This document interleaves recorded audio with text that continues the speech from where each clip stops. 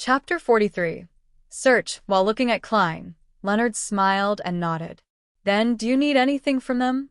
He had cooperated with old Neil and company numerous times, so he naturally knew that divination required a medium, especially when the person being divined was not present. Klein thought for a moment before saying to Klee, I need some of Elliot's recent clothes which have not been washed or starched. It would be better if you have any accessories he used to wear on him. He tried to choose ordinary mediums, not something that would normally invite questions. But even so, Klee wore a look of puzzlement. Why?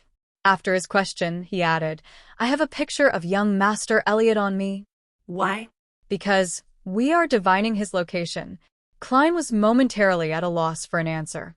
If he answered truthfully, ignoring the fact that it violated the confidentiality clause, Klee would likely storm out immediately and rip apart the contract while cursing, this bunch of cheats. If that works, why don't I find the most famous spirit medium in Alwa County? By the side, Leonard Mitchell chuckled and said, Mr. Klee, my partner, colleague rears a unique pet. Its sense of smell is sharper than a hound's.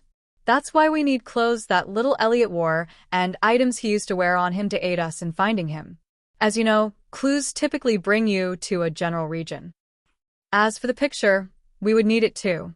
Both of us need to know what little Elliot looks like.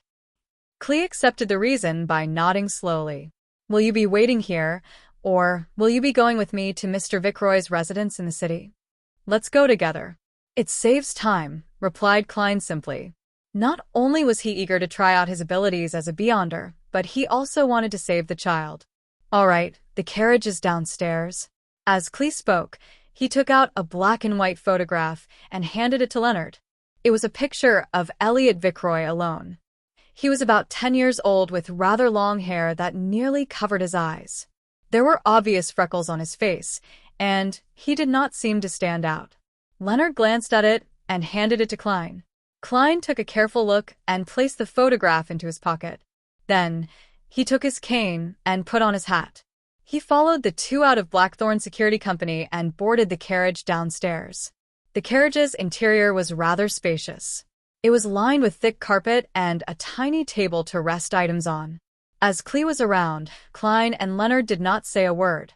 They quietly took in the experience of traversing the pooling roads in a carriage. The carriage driver is quite good. Leonard broke the silence after some time with praise and a smile. Yeah. Klein answered perfunctorily. Klee forced a smile and said, Your compliments are his honor. We will be there soon. As they were afraid of alerting the kidnappers, the carriage did not stop at the Vickroy's residence. Instead, it stopped at the side of a nearby street. Klee held an umbrella and returned along. After waiting for some time, Leonard talked to Klein again. My surmise the last time was not without a goal. I was just trying to tell you that the notebook will definitely appear again. Perhaps it might be soon. That really isn't a happy surmise. Klein used his chin to gesture towards the carriage driver outside, indicating that he did not wish to discuss sensitive topics with outsiders around. Leonard whistled and turned his head to look out the window. He saw raindrops streak across the glass, leaving behind blurry marks. It made the world outside a complete blur. After a while, Klee returned with a bag of items. Since he walked in a hurry, the edge of his trousers were soiled and his shirt front was slightly wet. These are the clothes young Master Elliot wore yesterday. This is the storm amulet he used to wear. Klein took it and glanced at it. He discovered it to be a miniature gentleman's formal suit, a small shirt, vest, bow tie, etc. And the storm amulet was made of bronze. It was carved with symbols representing gales and sea waves, but they did not trigger Klein's perception. I'll recount in detail the incidents leading up to young Master Elliot's kidnapping. Hopefully, it will let you find him easier. Klee sat down and described the nightmare that happened in the morning, hoping that the helpers he went through great trouble to hire would be of help. Klein and Leonard held no interest in the specifics. All they cared about was the number of kidnappers, if anything unusual had happened, or if they had any weapons. 3. Normal. Armed with firearms, after obtaining the desired information, they bade Klee farewell and hired a two-wheeled light carriage. Unlike public carriages, Private hire carriages were either four-wheeled or two-wheeled. They were charged either by time or distance. The latter was at 4 pence a kilometre in the city and 8 pence a kilometre outside. The former cost 2 solely per hour or part thereof. After the first hour, there were additional charges of 6 pence every 15 minutes. In inclement weather or if the customer needed to go faster, the fare could even be higher. Klein had heard from Isaac that in the capital, Backlund, these carriage drivers were famous for quoting outrageous prices. To him, taking a private carriage was quite a luxury. However, he did not need to worry about this at the moment since Leonard had tossed 2 one-solely notes to the carriage driver. Charge it by the time. After Leonard gave his instructions, he closed the carriage's door. Where are you going? The carriage driver was delighted and puzzled as he held the 2 notes. Wait a moment. Leonard cast his gaze at Klein. Klein nodded slightly and took out Elliot's clothes. He spread it out on the carriage's floor and then wound the storm amulet around his cane's handle.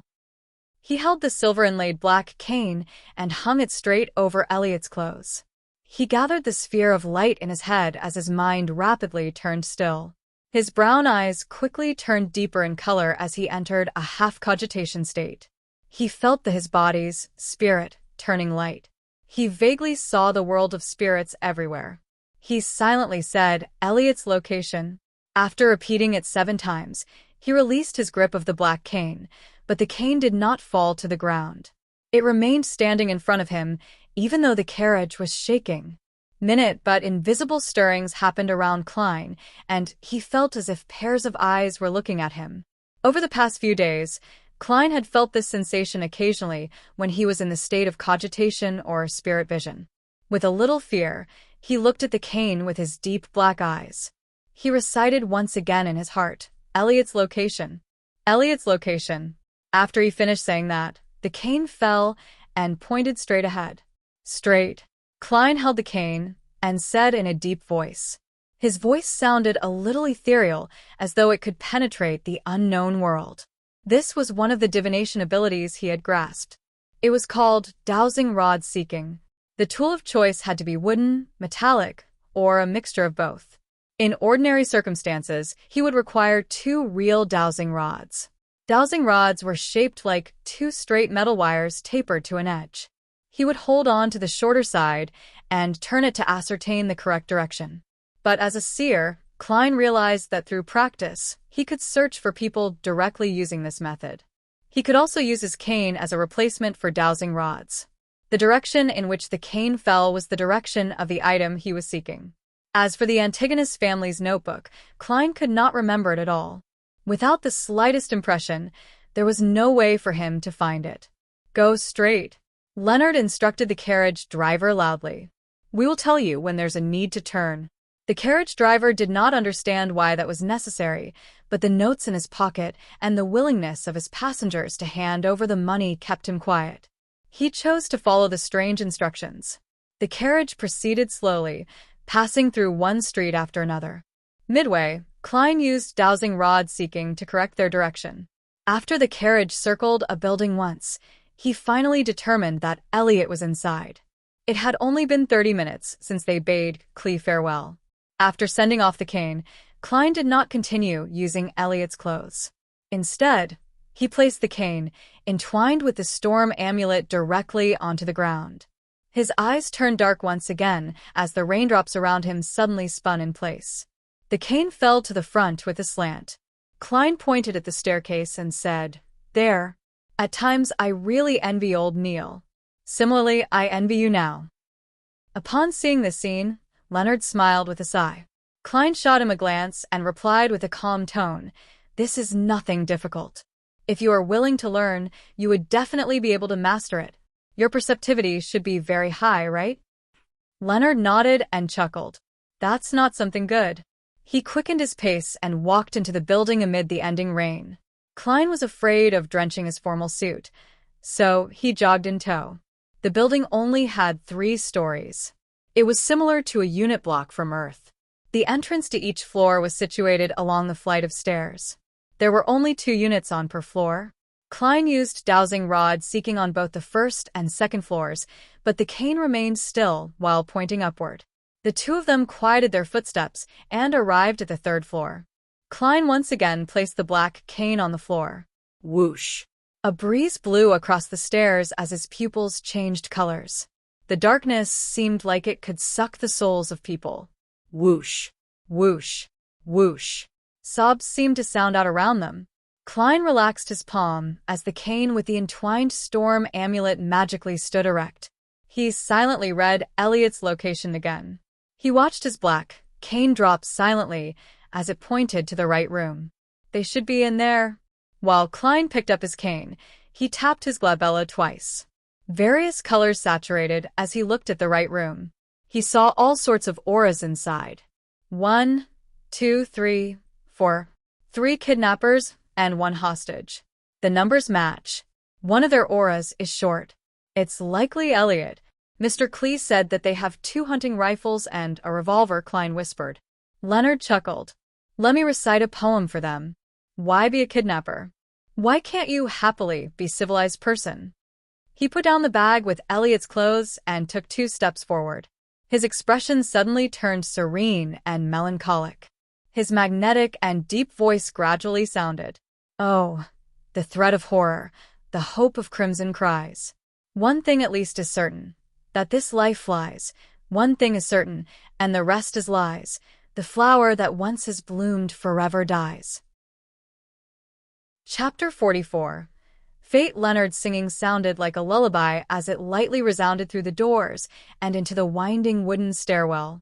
Klein's mind immediately turned torpid. He felt like he saw a silent moonlight and serene rippling lake. His eyelids rapidly turned heavy, as if he were about to fall asleep standing. Amid these indistinct sensations, he also felt a strange, formless, and indifferent focus on his back. It felt like he was wandering the spirit world himself. A baffling sense of déjà vu suffused as Klein suddenly found his train of thought once again. With his strong spiritual perception and extreme familiarity with cogitation, he barely escaped the influence of the midnight poem. However, he remained serene and could hardly evoke any emotions. Soon, Leonard stopped singing as he turned his head with a smile. I'm considering asking Captain's permission to apply for a Faina Potter lute. How can there not be an accompaniment when singing? Haha, I'm just kidding. I can hear them asleep. The black-haired, green-eyed Nighthawk with his poetic vibe took a stride forward and walked to the door that separated them from the kidnappers and hostage. He suddenly moved a shoulder and threw a punch at the door's lock. Crack. The wooden board around the lock shattered in a muffled manner. This requires precise control. Leonard turned his head and smiled. He then reached his hand into the hole and opened the door. Klein, who had regained consciousness, was not as confident as him. He reached under his armpit, drew his revolver, and turned the cylinder, making sure that he could shoot at a moment's notice. As the door swung back, he saw a man sleeping on a table with a gun by his feet. Another man was rubbing his eyes in a daze while trying to stand up. Bam! Leonard slid forward and struck the awakening kidnapper unconscious. Klein planned to enter as well when he suddenly sensed something. He turned around abruptly and faced the stairwell. Tap, tap, tap. Footsteps were approaching from below. It became clear that something was a hatless man in a brown coat circling the stairwell in his progression toward the 3rd floor while hugging a paper bag of bread. Suddenly he stopped. He saw a gun's barrel aiming at him with a metallic luster. His pupils reflected a young man dressed in a half-top hat, black formal suit with a bow tie of the same color. It also reflected the cane which rested along the rail and the dangerous revolver. Do not move. Raise your hands. 3, 2, 1. Klein's tone was deep but relaxed. He held the revolver with both hands as he tried to imagine the man as a target from his practice. Amid the tense atmosphere, the man in the brown coat threw the bag of bread and slowly raised his hands. Sir, is this a kind of a joke? Has there been a misunderstanding? He stared intently at the finger that Klein had placed on the trigger as he forced a smile. Klein was temporarily unable to determine if he was an accomplice or a neighbor, but he did not reveal any abnormalities. He said in a deep voice, "Do not attempt to resist. Someone will determine if it's a misunderstanding in a while." At that moment, Leonard, who had finished handling the kidnappers, walked out and noticed the man in the stairwell. He said leisurely, "So the kidnappers have another accomplice responsible for buying and delivering food?" Upon hearing this, the man's pupils constricted as he suddenly raised his foot and kicked the bag of bread up in an attempt to block Klein's vision. Seemingly unaffected, Klein coldly pulled the trigger like his usual training. Bang! Blood burst out from the man's left shoulder. He tumbled to the ground and attempted to escape from the second floor. However, Leonard had already reached his hand towards the handrail before leveraging himself to jump over. With a dull thud, Leonard landed on the man from above. The man fainted as Leonard swatted away some of the blood that had splattered on him. He looked up at Klein and chuckled. "Nice shooting. I was trying to hit his legs." The corner of Klein's mouth twitched in an indiscernible manner as he caught a whiff of the smell of blood. He discovered that despite not having any enhancements to his visual, auditory, or tactile senses after consuming the seer potion, he could still see obstructed objects and hear faint footsteps, allowing him to take preemptive judgment. Was this in the scope of spiritual perception? Klein nodded in thought as he watched Leonard find a sharp dagger in the accomplice's possession and drag him into the room. With a gun and cane in each hand, Klein entered the kidnapper's room. They saw Elliot Vickroy jolt awake from the gunshot as he straightened his body and sat up slowly from a huddled position. Leonard had securely tied up the 3 kidnappers with the rope they used against Elliot. Bunched together, they were thrown in a corner. The lack of rope was made up by tearing their clothes. The unconscious man who had been shot in the shoulder was bandaged, but Leonard disdained getting his hands dirty, so he did not help him extract the bullet. "Who are you peoples?" Elliot stammered in pleasant delight when he saw the scene before him. "Yes, you guessed right. Very precise." The genuflecting Leonard answered casually. "I never expected this bastard to have some humor cells in him." Klein lowered his revolver and said to Elliot, "We are mercenaries hired by your father. You can also call us security personnel." "Phew, for real? Have I been saved?" Elliot said joyfully, without daring to make any movements. It was apparent that he had suffered quite harshly in the short few hours of being a kidnapping victim. He did not have the kind of rashness someone his age normally would have. Leonard stood up and said to Klein, "Go downstairs and find some patrolling cops. Get them to inform the tobacco merchant. I do not wish to walk out with a child and 4 idiots like a kidnapper." Klein, who was wondering about the aftermath, nodded. He put away his revolver, picked up his cane, and walked to the staircase. As he went down the stairs, he had a nagging feeling that he had forgotten something. In addition, he heard Leonard say to Elliot, "Don't be nervous. You will soon see your father, mother, and your old butler, Clee. Why don't we play a round of Quint?" Klein held back his laughter and walked out into the streets. With the help of pedestrians, he found 2 patrolling policemen. He did not use his badge and identification as a member of the Special Operations Department. Instead, he used his identity as a professional security company and recounted the happenings factually. As for him holding a gun, he was not worried at all. He had received an all-purpose weapon usage certificate the day before yesterday. His application was accelerated by going through internal channels. The 2 policemen exchanged looks, and one of them left to gather reinforcements and inform the Vickroy family. The other policeman followed Klein to the kidnapper's room. After waiting for more than 40 minutes, Leonard signaled to Klein while the policeman was not paying attention. Klein was to sneak out of the room with him. "Trust me, heading to the police station is an extreme waste of time. Let's leave first," the Nighthawk with a poetic bearing explained with a relaxed look. Since Leonard was making it clear that he would take any responsibility for any repercussions, he did not retort and followed in tow. Almost 5 minutes later, a few carriages rushed to the building where the kidnappers were. The old butler, Clee, disembarked with his portly master, Vickroy. Up to this moment in time, he was still in a daze. He found it incredulous that news would come so fast. It felt like a dream. Suddenly, he heard a crisp snap as he turned around. A 2-wheeled carriage drove past with its windows open. The black-haired and green-eyed Leonard had snapped his fingers again. After passing by Vickroy's carriage, Leonard closed the window, turned around, and looked at Klein. He extended his right hand and smiled. It was a pleasure working with you. I don't think we are on that good terms. Klein politely shook his head. He did not expect the kidnapping case to be resolved so quickly. All he could do was marvel at the capabilities of Beyonders. Even though he was just a half-assed Sequence 9 Beyonder, he was able to do many inconceivable things. This is a celebratory gesture of peace among aristocrats after a clash of swords, explained Leonard with a smile. I know. Klein had many aristocratic classmates. He looked outside the window and said with a frown, shouldn't we confirm with Mr. Klee? If he believes that the police rescued Elliot, our commission will be halved. A total of £100.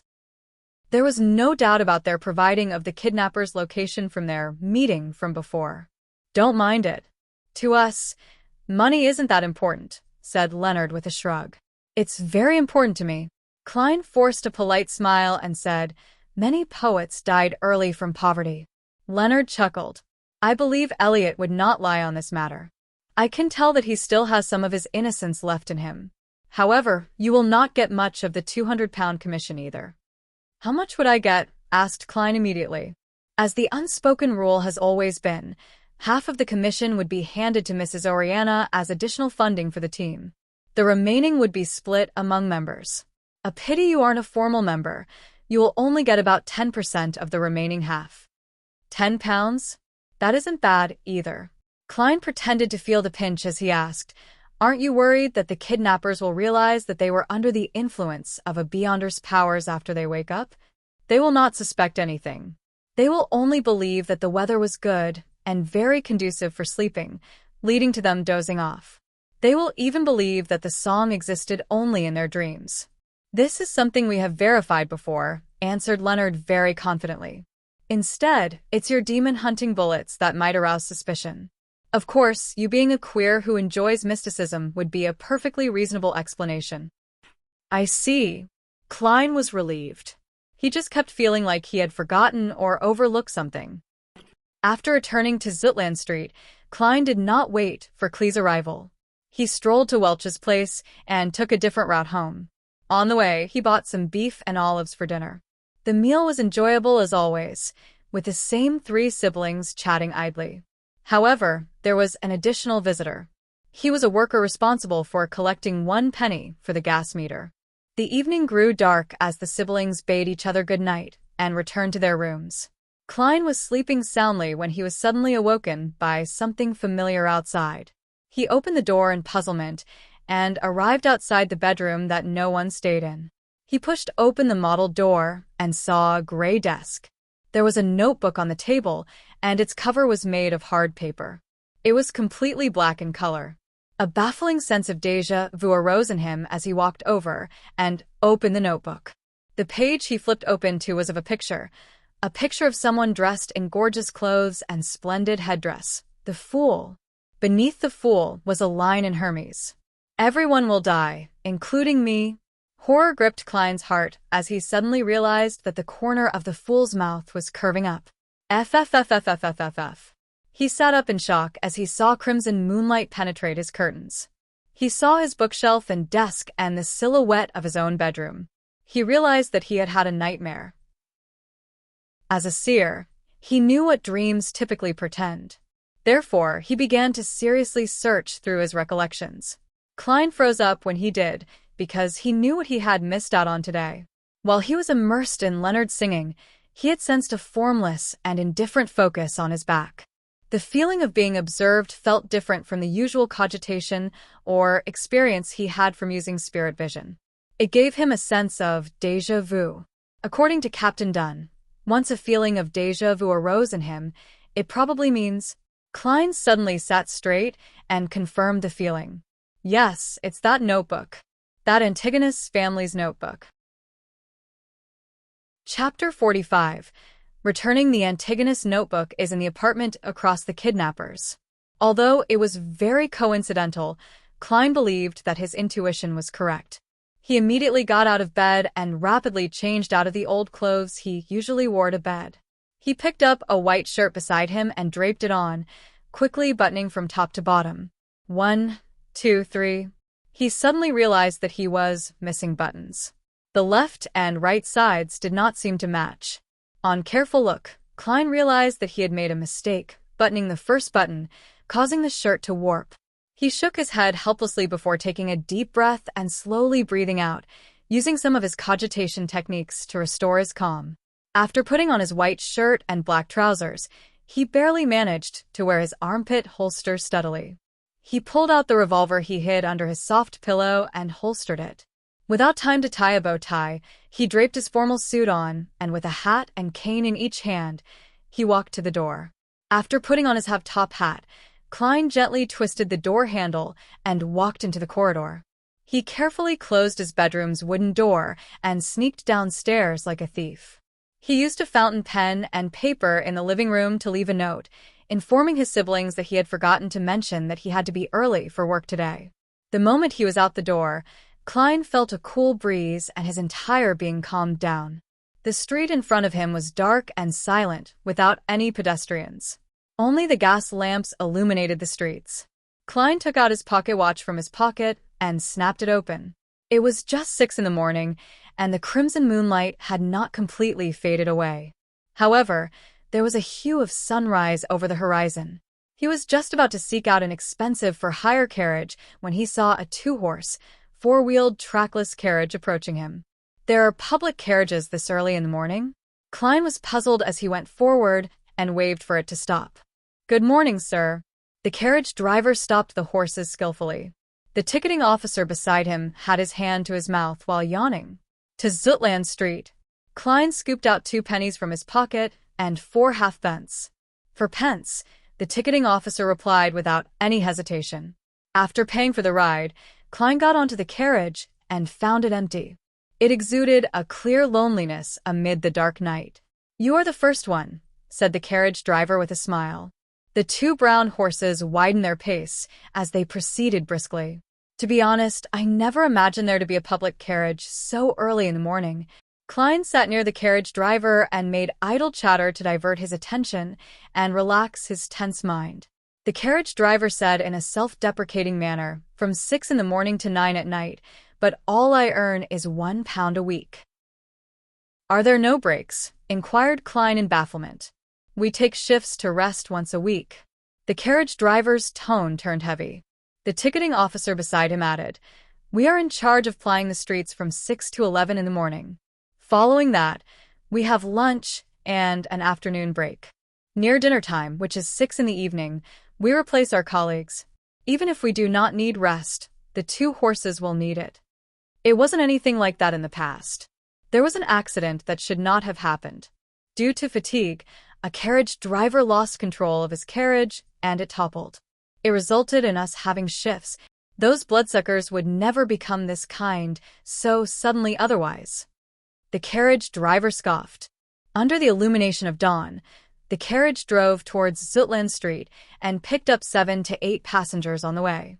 After Klein was less tense, he did not converse further.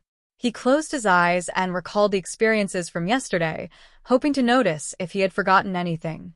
By the time the skies were bright when the sun was fully up, the carriage finally arrived at Zutland Street. Klein pressed his hat with his left hand and briskly jumped off the carriage. He quickly stepped into 36 Zutland Street and arrived outside Blackthorn Security Company after going up the flight of stairs. The door was still closed and had yet to open. Klein took out the ring of keys by his waist and found the corresponding brass key and inserted it into the keyhole and twisted it. He pushed forward as the door slowly opened. He saw the black-haired, green-eyed Leonard Mitchell sniffing at a recently popular cigarette. "To be honest, I prefer cigars. You seem to be in a rush?" the poet-like Nighthawk asked in a relaxed and cozy manner. "Where's Captain?" Klein asked instead of answering. Leonard pointed at the partition. "He's in the office. As an advanced sleepless, he only needs 2 hours of sleep in the day. I believe it's a potion those factory owners or bankers would like the most." Klein nodded and quickly passed through the partition. He saw that Dunsmith had opened the door to his office, and he was standing at its entrance. "What's the matter?" Dressed in his black windbreaker, he held a golden-laid cane with a solemn and stern expression. The feeling of déjà vu came to me. It should be the notebook. The Antigonus family's notebook. Klein tried hard to make his answer clear and logical. Where was that? Smith's expression did not have any obvious changes. However, Klein's intuition told him that a clear and invisible stir had happened in him. This was possibly a flash of his spirit or a change in his emotions. It's at the place Leonard and I saved the hostage yesterday, opposite the kidnapper's room. I didn't notice it back then until I had a dream and received a revelation. Klein did not conceal anything. From the looks of it, I missed out on making huge contributions. Leonard, who had walked to the partition, chuckled. Dunn nodded slightly as he instructed with a solemn expression, "Get Kenley to replace old Neil's watch of the armory. Let old Neil and Fry come with us." Leonard stopped acting frivolous as he immediately informed Kenley and Fry, who were in the Nighthawks entertainment room. One of them was a sleepless, and the other was a corpse collector. 5 minutes later, the two-wheeled carriage that came under the jurisdiction of the Nighthawks began driving down the sparse streets in the morning. Leonard wore a feather hat, a shirt, and a vest. He stood in as the carriage driver, lashing out a whip from time to time, sending out a crisp crack. Inside the carriage, Klein and old Neil sat on one side. Facing them were Smith and Fry. The corpse collector's skin was so white it looked like it either had not been under the sun in a very long while, or he had a severe blood deficiency. He looked to be in his 30s with black hair and blue eyes. He had a high nose bridge, and his lips were very thin. He had a cold and dark demeanor and had a faint smell from often touching corpses. Repeat the situation again in detail. Dunn adjusted the collar of his black windbreaker. Klein stroked the hanging topaz in his sleeve as he began from their mission commissioning until the dream. By the side, old Neil chuckled. "Your fate seems to be entwined with that Antigonus family's notebook. I never expected you to meet it in such a manner." "That's right. Isn't this too much of a coincidence?" Thankfully, Leonard just mentioned that there was no indication of hidden factions of mysterious powers at play from the preliminary investigations of Elliot's kidnapping. It was solely a crime motivated by money. Otherwise, I would really suspect if someone had deliberately arranged for this to happen. Klein found the situation rather curious. It was too coincidental. Dunn did not express his ideas as he was in deep thought. Likewise, corpse collector Fry maintained his silence in his black windbreaker. Only when the carriage stopped at the building mentioned by Klein was the silence broken. "Let's go up. Klein, you and old Neil walk behind. Be careful, very careful." Dunn got off the carriage and pulled out a strange revolver with a clearly long and thick barrel. He stuffed it into his right pocket. "All right." Klein did not dare take point. After Leonard found someone to watch the carriage, the 5 Beyonders walked orderly into the building.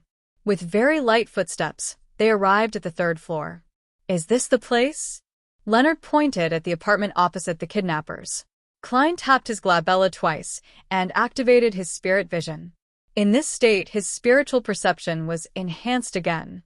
He found the door familiar as if he had once entered it before. Yes. He nodded in affirmation. Old Neil also activated his spiritual perception, and after observing carefully, he said, "There's no one inside, nor are there any spiritual glows of magic." Corpse collector Fry added with his hoarse voice, "There aren't any evil spirits." He could see many spiritual bodies, including evil spirits and restless wraiths, even without activating his spirit vision. Leonard took a step forward and, like yesterday, punched the door's lock. This time not only did the surrounding wood shatter, even the door lock flew and fell noisily to the ground. Klein seemed to feel an invisible seal instantly vanish. Immediately following that, he caught a whiff of an intense stench. "Corpse, a rotting corpse," Fry described coldly.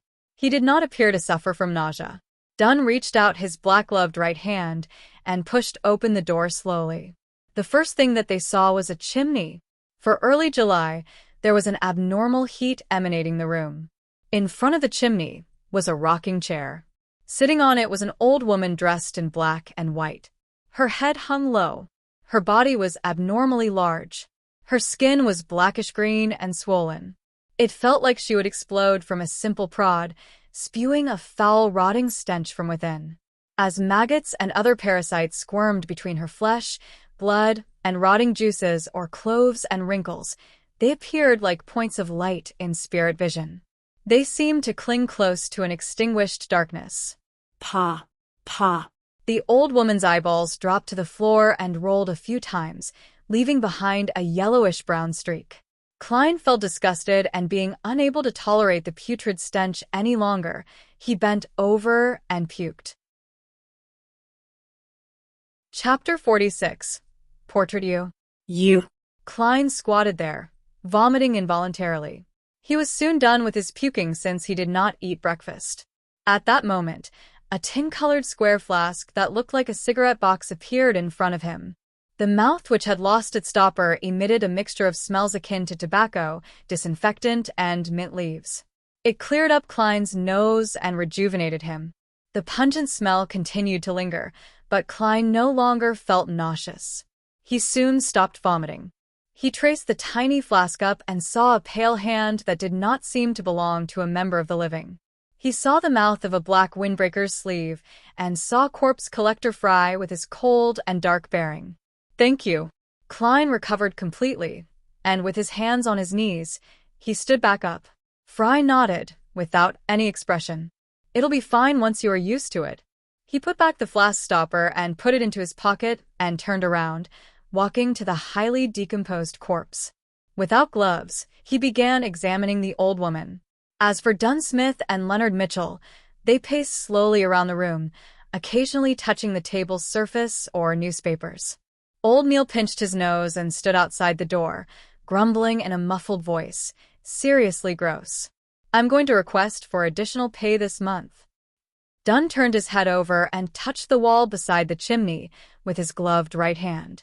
While doing so, he asked Klein, "Does this place look familiar?" Klein held his breath and constructed the silver pocket watch in his mind to calm down. With him already in his spirit vision state, he immediately felt different. A scene that came from the deepest recesses of his memories flashed past his eyes. Chimney, rocking chair, table, newspapers, the rusty nails on the door, the tin cans inlaid with silver. The scenes were dark and dull, like a documentary from Earth. However, it was even more blurry and illusory. The scene quickly stacked against what Klein was seeing. The feelings of déjà vu and having been here before presented themselves clearly. An illusory and ethereal scream seemed to pass through invisible walls. "Hornacis, Phlegria, Hornacis, Phlegria, Hornacis, Phlegria. It feels a little familiar." Klein answered honestly while his brain felt a stabbing pain. Thankfully, he quickly tapped his glabella twice. Hornacis, the Hornacis mountain range that appeared in original Klein's diary? That is content that was deciphered from the Antigonus family's notebook. The murmurs were very similar to one of the previous ones. It involved the word Hornacis. Is this a form of enticement? Klein was gripped by shock as he did not dare think deeper, afraid that he would place himself on the trajectory of losing control. Dunn nodded slightly and walked to a cupboard. He suddenly reached out his hand and pulled open its wooden door. The bread inside was moldy, and there were about 7 gray, stiff dead rats. "Leonard, go downstairs to get patrolling cops and explain the situation here," instructed Dunn. "All right." Leonard turned and left the apartment. Following that, Dunn opened the door to 2 other bedrooms and did a careful search. After being certain that there were no clues as well as any sign of the Antigonus family's notebook, Fry also stood up. He wiped his hands with a white handkerchief he brought along with him and said, "The time of death was more than 5 days ago. There are no external injuries, nor are there any clear signs that it was a result of beyond our powers. The exact cause of death will require a post-mortem." "Did you discover anything?" Dunn turned to look at old Neil and Klein. The two who were no longer in spirit vision state shook their heads in unison. "Apart from the corpse, everything else is normal."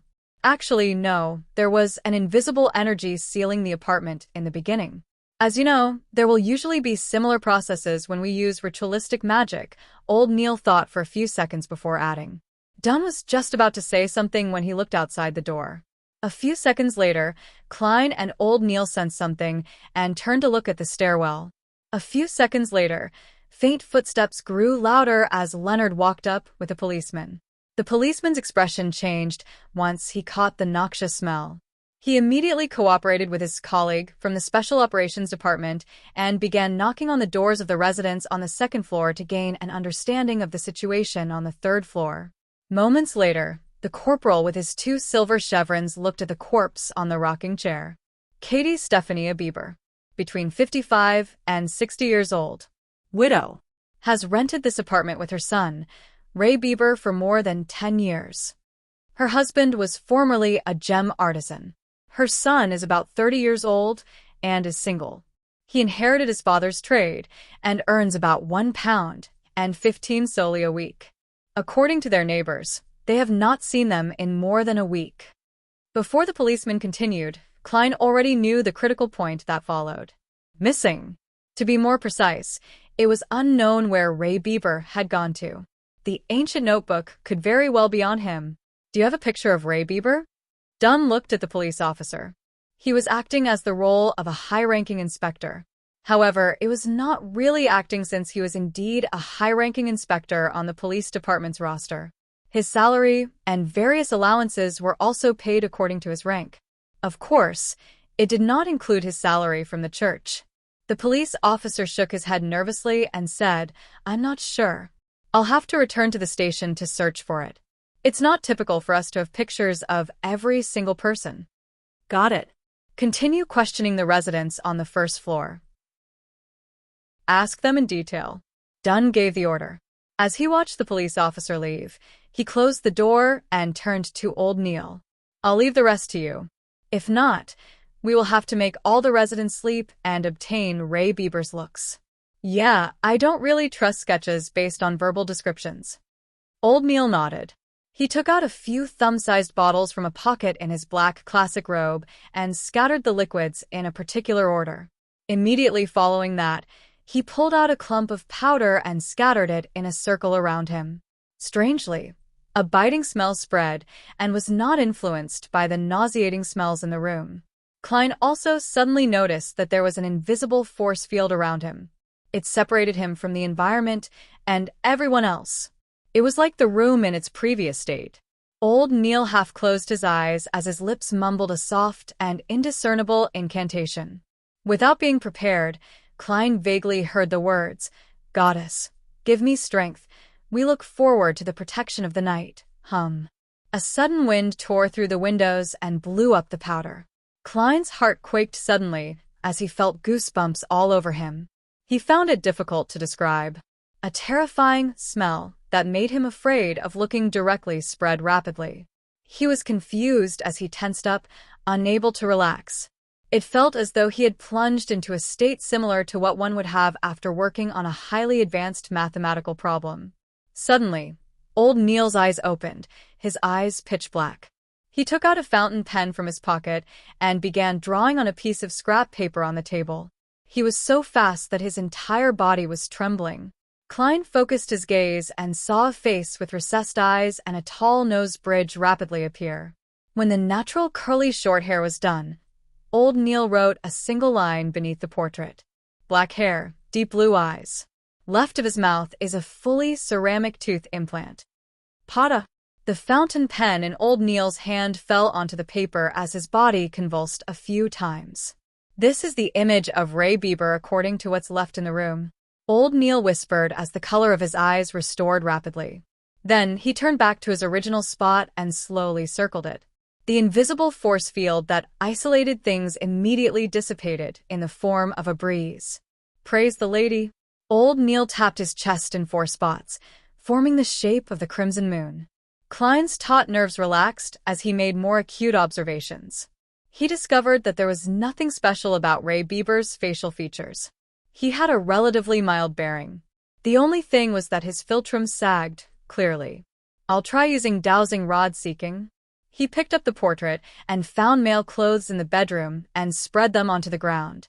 Dunn, Leonard, and old Neil did not stop him as they watched him place the black cane above the clothes and portrait. Fry was as silent as always. Klein's eyes turned from brown to black as he finished his recitation, only to release his grip. The black cane stood silently, like it was embedded in the ground. Ray Bieber's location. Klein silently repeated to himself again. With the sound of humming wind, the cane fell down but kept changing directions while falling. Finally, it began spinning in slight circles. Without any external help, the black cane stood stably again. Klein repeated a few times with the same outcome. All he could do was shake his head at Dunn and old Neil. A strange power was interfering with his divination. Dunn took off his black glove and said to Leonard and Klein, "Take Ray Bieber's portrait and inquire the residence for a final confirmation. Following that, we will issue a warrant of arrest against him for the murder of his mother." "All right." Klein held his cane and bent down to pick the portrait. After the neighbors confirmed that the portrait was indeed Ray Bieber, Dunn instructed Leonard and the police officer to finish the procedures at the station. He and Fry headed to a few bars in Tianjin City to seek help via other means. Klein and old Neil returned to Blackthorn Security Company on a public carriage. It was not even 8 by the time they arrived. Roseanne had not even clocked in. After closing the door, Klein cocked his head at old Neil and, hoping to learn and answer his questions, asked him, "Why would I send the Antigonus family's notebook to Ray Bieber's home?" This was completely in a different direction from Iron Cross Street where Welch stayed. Old Neil walked to the sofa and chuckled. "Isn't that obvious? Who knows what power's inside the notebook you invoked? Maybe you did some described ritual out of curiosity and ended up provoking a strange existence that you should not have. The motive of this existence was to have the notebook sent to Ray Bieber and sever all clues, to prevent anyone from discovering it. Therefore, apart from you who were selected, Welch and Naya committed suicide. Regarding you, to be frank, I still have no idea how you survived." "I would like to know too." Klein sat down as well as he deliberately replied with a wry smile. "I've also thought of the guesses you have of the proceedings. However, there's one thing I don't understand. Why did I have to hand the notebook to Ray Bieber?" Old Neil shrugged and said, "Perhaps his life path number matches the requirements, or maybe he's one of the last remaining descendants of the Antigonus family.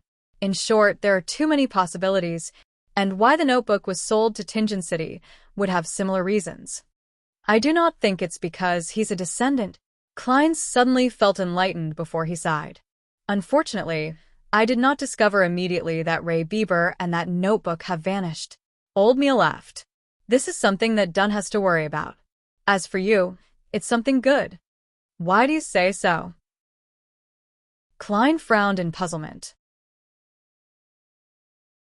Chapter 47. Old Neil's lack of money. Old Neil rubbed his temples and said, "I believe we have a general idea of why the 3 of you engaged in a mass suicide.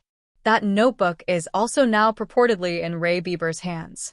Furthermore, the matter has already been exposed. Regardless of whether you are alive or dead, it will hardly influence any subsequent developments. I believe that the surreptitious existence or mysterious power that caused all of this will not pay you any special attention. It's just like how you would not pay attention to the ants on the ground. Haha, as long as you do not try to make him recall you. And our arrest warrant for Ray Bieber will quickly reach the secret order. They will also be able to guess that it is related to the Antigonus family's notebook. Believe me, for a secret organization that has been in existence for more than 1,000 years, it has many channels of information. Therefore, their focus will be diverted to Ray Bieber's whereabouts in a bid to find the notebook before us. They will not, nor is it possible for them to harass, stalk, or deal with you. Lad, congratulations on stepping out from the shadows of the past. What follows will be a brand new journey, filled with sunlight." Klein nodded when he heard that, as he said in a happy and relieved manner, "I hope so." Having transmigrated here, he had been enveloped in uncertainty. Now it felt like it had finally dissipated. However, Klein was still feeling uncertain because the notebook seemed to be tied to him in a certain manner. It went to the point of him bumping into remnant clues coincidentally from a normal mission of rescuing a hostage. He was afraid that there would come a day when a delivery man would send him a parcel, only to realize that it was that Antigonus family notebook after opening it up. Let's hope everything will go as old Neil described. He silently prayed. When old Neil heard his reply, he immediately scoffed. "You don't seem to be a devout believer of the goddess." At this moment, Shouldn't you be drawing the sign of the crimson moon at your chest and say, "May Goddess bless us"? Mr. Neal, you don't seem like one either. A real devotee would not say, "What follows will be a brand new journey, filled with sunlight." Having been studying mysticism under Old Neal, Klein had established a decent friendship with him, so he did not stand on ceremony to return a sarcastic remark. Both of them locked eyes and chuckled with great rapport. At the same time, they tapped their chests 4 times. Praise the lady! At that moment, they heard the grinding sounds of machinery as the main door to Blackthorn Security Company opened. The elegant Mrs. Oriana with her fashionably coiled hair stepped into the reception hall with a light green dress. "Good morning, Mr. Neal." "Good morning, Klein." She held a small leather handbag as she greeted with a smile. "It's another fabulous day today." "A pretty good day." "Good morning, Oriana." "You are still as beautiful as 10 years ago," replied Old Neal with a chuckle. Oriana's eyes turned to slits as she upturned her face. "Mr. Neal, the way you praise is still as infuriating as 10 years ago." She enunciated the words, 10 years. "Is that so?"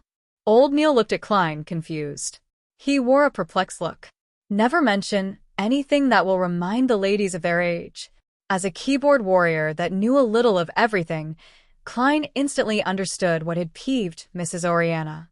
He smiled lightly and said, "Good morning, Mrs. Oriana. You are as beautiful as always." "Thank you, our outstanding Koei University graduate." Oriana smiled with a nod before saying, "That old butler has already paid the mission's commission. According to Captain's rules, half of it will be used as additional funds, while the other half will be split between you and Leonard. But since you aren't a formal member, you can only take 10% of the half. Come over later to sign for it." "How much did he pay?" Klein asked happily while also feeling the pinch. £200. This was what he said back then. "Lord, the esteemed Storm. I never imagined or believed that this was resolved just like that. This is even harder than us having a dream. Why is your security company so unknown? It's an insult to the entire industry." Mrs. Oriana mimicked the old butler's southern accent. Klein thought seriously for a few seconds before saying humorously, "This is just too unfair for those kidnappers."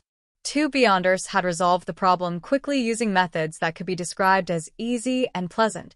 This is like an adult bullying a few kids while in full combat attire. They were just too unlucky. "They must have lost the protection of the divine," said Oriana with a soft laugh. "I told the butler that we were only lucky. One of our informants happened to see the kidnappers bring the child into the hideout. Therefore, do not have too much hopes for us. We really are just a very ordinary security company." Typically speaking, the more you emphasize something is ordinary, the more extraordinary it is. Klein lampooned with a smile. He watched Mrs. Oriana walk through the partition and enter the accounting room. Old Neal puckered his lips by the side and said enviously, "You really are a lucky lad. You haven't joined us for long and you've encountered a job worth £200. Is that very rare?" Klein asked in puzzlement. Prior to this, he was either studying history or mysticism or wandering aimlessly outside, hoping to find clues with his spiritual perception. According to Oriana's accounts, we might not encounter a single job an entire week. And most jobs are worth less than £20. Old Neal rubbed the moonstone by his wrist and sighed. Following that, he looked at Klein with anticipation. "If you encounter any similar jobs in the future, remember to inform me." Upon hearing Old Neal's words, Klein suddenly felt a strange feeling arise in him. Therefore, he asked directly, "Mr. Neal, you seem to be lacking in money. How much do you get paid a week? If you aren't comfortable telling me, just ignore my question." Old Neal leaned back into the sofa and chuckled. "This isn't something that needs hiding. I've been here for so many years. At present, I will obtain salaries from both the church and the police department every week, a total of £12. "A weekly salary of £12? Klein blurted out in surprise. A weekly salary of £12 with 52 weeks a year, that meant more than £600 a year. Back when he read the Tianjin Morning Post and Honest Paper, they had mentioned that high-profile lawyers only earned £800 to £1,000 a year. And those were the best lawyers. As for the managers of Benson's trading company, they only earned £6 a week. That was already quite a decent job. Yes, such a salary is actually quite generous, and we do not need to pay any taxes, added old Neil with a smile. Klein had heard from Benson that one had to pay E-type taxes when their weekly salaries exceeded £1. In other words, the government and corporate employees had to pay 3% of taxes if they earned £1 to £2, 5% for £2 to £5, 10% for £5 to £10, and 15% for £10 to £20, capping at 20% for those above £20. Other than that, he also read of 4 other kinds of taxes on the newspapers. A-type was related to land, housing, and other earnings from material items. It included property and rent. B-type was a tax paid by farmers. C-type was a tax on profits from bonds, funds, and equities. D-type was commercial, finance, or professional income. It's something admirable. Klein echoed old Neil.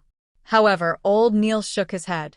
Such a salary is insufficient for beyonders, like us, who have to frequently study the hidden mysteries, practice, and attempt rituals. Are materials obtainable via application? Asked Klein in puzzlement.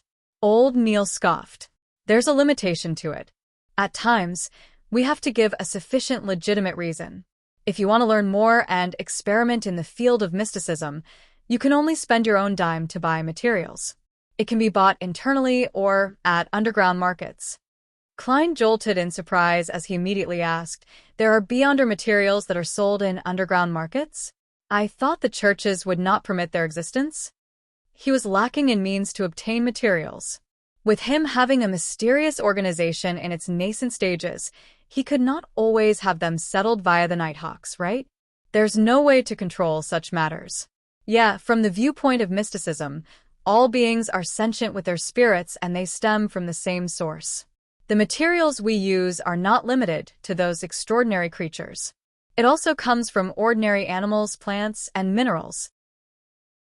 For example, the poison hemlock, gold mint leaves, and night vanilla in the bottle of seer potion. They are items we can encounter frequently in our daily lives. They might not have any extraordinary characteristics, but they have special characteristics. Through concoction and blending, they will derive certain effects. Therefore, this is not a trade that the church can ban, explained old Neil in detail. Without waiting for Klein to say a word, he continued, besides, it's not only the core of extraordinary beings that are of use. For example, the Lavos squid.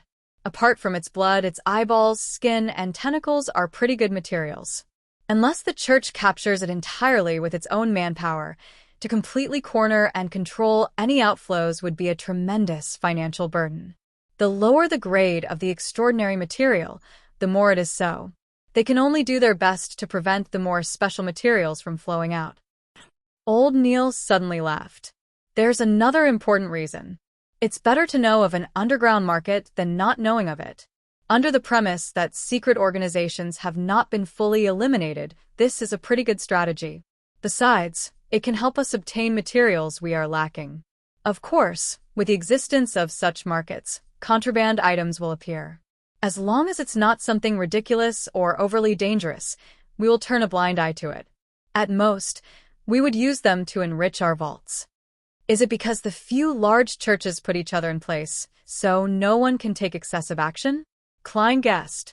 Old Neil acknowledged tersely, but did not elaborate. I'm a seer. In the future, I'll definitely need to practice and will need more materials. Mr. Neil, can you take me to the underground market to have a look? Klein requested with a valid reason. Old Neil appeared to be placed in a difficult position. In fact, those guys who are active in those places are mostly not beyonders. Some of them might be aristocrats that like mystery or rich people who have inclinations towards mysticism. All right. I have a £30 bill that needs paying soon. It wouldn't be convenient for me to head over there for the time being. All right. Klein never expected the reason to be old Neil's owing of money. Moments later, he said with deliberation, Mr. Neil, do you need me to lend you money? I just earned a commission of £10. Haha, there's no need. I'll be able to settle it. Old Neil patted the sofa and slowly stood up. Sigh, age is truly an enemy that biological creatures can't fight. I'm exhausted from last night's watch. Yeah, revise what I've taught you later this morning. Read more documents. Tomorrow, I'll teach you the foundations of ritualistic magic. All right.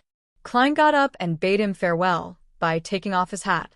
When Captain Dunn did not return at noon, Klein pretended that he was still searching for the notebook as he roamed the streets again. Having earned £10, he no longer needed to wait for the next disbursement of the funds. He could head directly to the divination club. Cogitation and spirit vision have been occasionally producing murmurings and illusions. It made him eager to begin acting. Chapter 48. Honas Vincent in the divination club situated at the second floor of 13 House Street, North Borough of Tingen City. Klein saw the beautiful lady that attended to visitors once again. She was still having her brownish-yellow long hair coiled, making her look mature and elegant. It was hard to tell her age. Hello, Mr. Glassy isn't here today. Would you like to change fortune tellers today? Said the beautiful lady with a smile.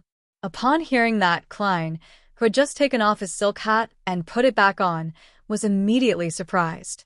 You still remember me? That was already 5 days ago. The woman puckered her lips into a smile. You are the first customer that sought Mr. Glassy's services. You are also the only one to this very day. It's hard for me not to have a deep impression of you. Was this the image of him being penny-wise, pound-foolish? Klein lampooned himself as he deliberated a question. When was the last time Mr. Glassy came to the club? The lady shot a glance at him and answered seemingly in recollection. To be honest, we are unable to grasp when our members will come and go. They have their free will and personal matters to tend to. Well, I do believe that Mr. Glassy hasn't come to the club since he told your fortune that day. I wish him the best of luck. May the goddess bless him. Klein prayed and did not ask further. Instead, he asked with a smile, I'm not here for divination services this time. I plan to join the club. Really?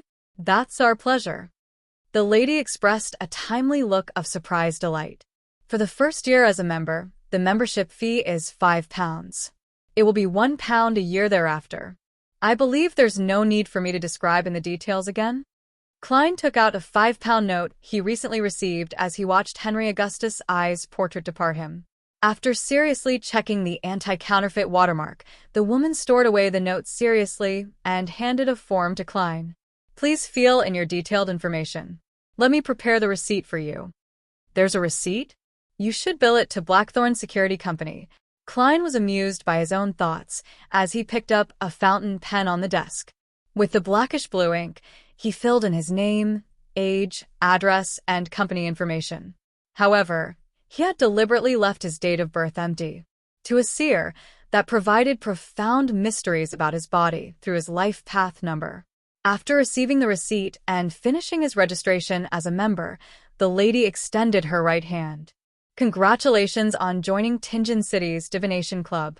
I'm Angelica Barhart, your hardworking server. This is your member cufflinks. There are special inscriptions on them which will identify you as a member. Hello, Madam Angelica. Klein shook her hand and took the dark gold cufflinks. He realized that the special inscription was written with the root word for fortune teller in Hermes. Angelica retracted her left hand and thought for a few seconds. Might I ask what divination arts you are most familiar with? Or would you prefer to learn some divination methods from the club? We will consider inviting famous fortune tellers of the corresponding domain to give classes. We will also introduce you members with similar expertise so that you can have a good time interacting with them. I know a bit of every divination art. There's no need to give me any special considerations. Klein replied with some embellishments. In addition, he inquired, can I begin telling the fortunes of others? I'm not a total rookie. He was here to act as a seer and not learn the divination methods ordinary people could learn. Angelica maintained a polite smile as she said, you can tell the fortunes of people anytime in the club. However, before we confirm your skills, we will not promote you when our customers ask. How much do you plan on charging for your fortune-telling? 2 pence. Klein decided to gain an advantage with price while he was still unknown. We will go by the standard of taking an eighth, so we will be taking a quarter pence for fees. Angelica repeated the various rules first before writing Klein's information into the fortune teller album which customers could choose from. After all of this was done, she pointed at the meeting room at the far end of the corridor with a smile. Mr. Hannes Vincent is currently explaining astrolabe divination. You can find a quiet spot to listen in. You can also raise your questions if there are any queries. All right. Klein walked toward the meeting room with his interest piqued. He wanted to know the differences between what Hannes Vincent and old Neil said. At that moment, Angelica chased up and whispered, "Mr. Moretti, would you want coffee or tea? We provide Psy black tea, Southville coffee, and Desi coffee." Klein, who had been reading the papers regularly, knew that these coffees and black tea were considered as one of the inferior varieties, but he also knew that they were definitely of better quality than the ones he had at home. After some thought, he said, "A cup of Southville coffee. 3 teaspoons of sugar, without milk, please." Lone Kingdom Southville was famous for its beer and red wine. Many important figures were fond of them. However, their coffee was relatively unknown. "All right, I'll send it to you in a bit." Angelica pointed towards the meeting room. Klein slowly walked to the half-closed door and heard a voice in a thick Awa accent explaining, "Astrolabe divination is a relatively more complex one among the divination arts, but that's only for ordinary people." Klein silently tagged on a sentence for the speaker. He saw about 5 tables placed in a circle inside the meeting room. It surrounded a middle-aged man in a black, classic robe, Hannes Vincent. The gentleman had obvious dark circles. His brown hair was thick and hard. Each strand stood firmly, like a porcupine's spikes. Apart from that, there was nothing unique about him. Upon seeing Klein enter, Hannes Vincent nodded gently, without stopping his class. He only slowed down his speech. Klein had one hand in his pocket while the other held his cane. He found a seat to the sides and sat down, leaning back comfortably in the process. He scanned the circle of 6 members. There were 4 men and 2 women. Some of them were attentively taking notes, whispering, or returning Klein a rueful smile. After placing his cane down, Klein adjusted his half-top hat and tapped his glabella twice in the process. He cast his gaze at Hannes and saw the different colors, brightness, and thickness of his aura. Dark red. He's a little worried. Actually, every other part of his body is healthy, except that part. I wonder what's wrong. Klein listened to the class while muttering to himself. At that moment, he clasped his right hand and covered his mouth to prevent his laughter from sounding. He suddenly felt like he was a quack. He was rather pleased with his spirit vision ability. Although he could only make a general judgment and not the details, it was enough to gain him many useful information. After surveying his surroundings, he tapped his glabella twice again, as though he was pondering over what Hannes had just said. Astrolabe divination was one of the astromancy divination methods. However, ordinary people could also attempt to interpret things. For instance, the most basic birth horoscope was to determine the inquirer's fate by determining the positions of the sun, moon, blue and red stars at their birth, the corresponding spots in the sky, matching the representative symbols to the astrolabe, and the corresponding situations of the different constellations. This required the fortune teller to be able to calculate the states of the planets and constellations, which was rather complicated. Of course, there were publications that aided people to look up the values. Some even simplified it by making a vague read with just the constellations. Klein listened silently without interjecting or asking any questions. From time to time, he would caress the hanging topaz at his sleeve or take a sip of the Southville coffee, which Angelica had brought in. After some time, Hannes rubbed his glabella and said, "Perhaps you will need to attempt at creating your own astrolabe. Ask me if you have any questions. I will be in Moonstone."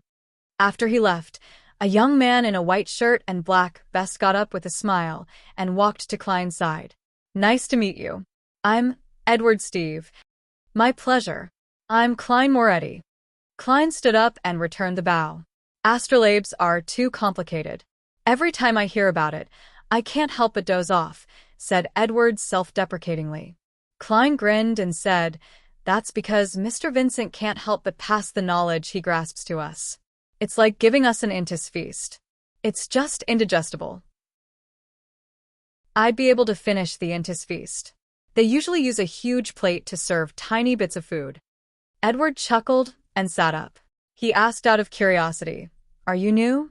"I've not seen you in the 2 years I was here."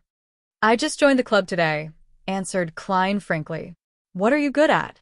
"I'm best at tarot and poker divination," Edward casually asked. "I know a little of everything, but just a little." Klein gave a description he used to give himself. He was not being modest, since there was just too much mysterious knowledge he had not grasped in the domain of divination. Just as the other members were thinking of talking about horoscope divination, Angelica walked into the meeting room. "Mr. Steve, someone wants you to tell their fortunes." "All right." Edward stood up with a smile. "I can tell you are an excellent fortune teller," said Klein as he looked at him. "No, it's because my price is most suitable," said Edward with a soft chortle. "When ordinary people come to have their fortunes told, they will absolutely not choose the most expensive ones. And unless they had their heads kicked by asses, they would definitely not be choosing the cheapest few. It's easiest to gain opportunities if you are in the middle. I'm one of those that had their heads kicked by asses." When he saw Edward leave, Klein suddenly shook his head with a wry smile. "It seems the price I said is problematic." He stood up, picked up his cane, and left the meeting room. He found Angelica again. "I wish to change the prices of my divination." Set it to 8 pence. Angelica took a deep look at him and said, "We will satisfy your request, but we will also tell customers that you only recently joined the club." "No problem." Klein did not mind as he nodded. At times, mystery was also an important element for a seer to attract customers. After changing his details, Klein returned to the meeting room. At that moment, he saw Hannas Vincent walk out of Moonstone. He held a silver-coated mirror. This well-known fortune-teller said to the 5 members in the meeting room, "I recently learned a new divination art. Magic mirror divination. Does anyone want to learn?" "Magic mirror divination? That's not safe." Klein paused outside the meeting room and frowned. Chapter 49. Divination art. As a seer who had just stepped through the gates of mysticism, Klein did not dare to claim he knew much. However, he was certain he knew more than ordinary people. He was aware that the various kinds of divination arts could be split into 3 categories based on particular standards. And that standard was based on the source of the revelation. The first category of divination included tarot, poker, pendulums, dowsing canes, and dreams. By using the inquirer's own spirituality and its communication with the spirit world to gain a revelation, it could be interpreted for an answer. However, spirit pendulums and dowsing canes had very high requirements of one's spirituality, spirit body, and astral projection. Non-beyonders were unable to obtain precise or clear revelations. Card divination provided fixed symbolism, presenting even an average person's faint revelation. Dreams were somewhere in between the other forms. The second category included spirit numerology and astromancy, as well as their derived forms. The fortune teller used either the personal details of the inquirer or changes in nature before using calculations, inference, and interpretation to answer their questions. With this method, the initiative did not lie in the inquirer, but the fortune teller. The third category used an external third party, separate from the inquirer and the fortune teller. The Ouija boards that Klein was familiar with from his previous life belonged in this category. They used rituals to ask for a direct answer from the unknown or the supernatural. Even though there was a high chance that an average person would not succeed, there were cases where they managed to communicate with malicious spirits or entities that drove them to insanity.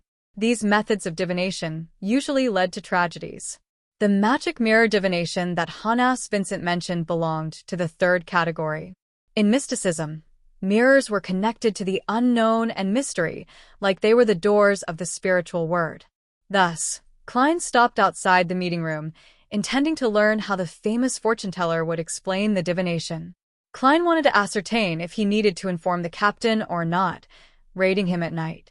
Of course, there was a safe way to do the magic mirror divination. One could ask for answers from the 7 orthodox divinities.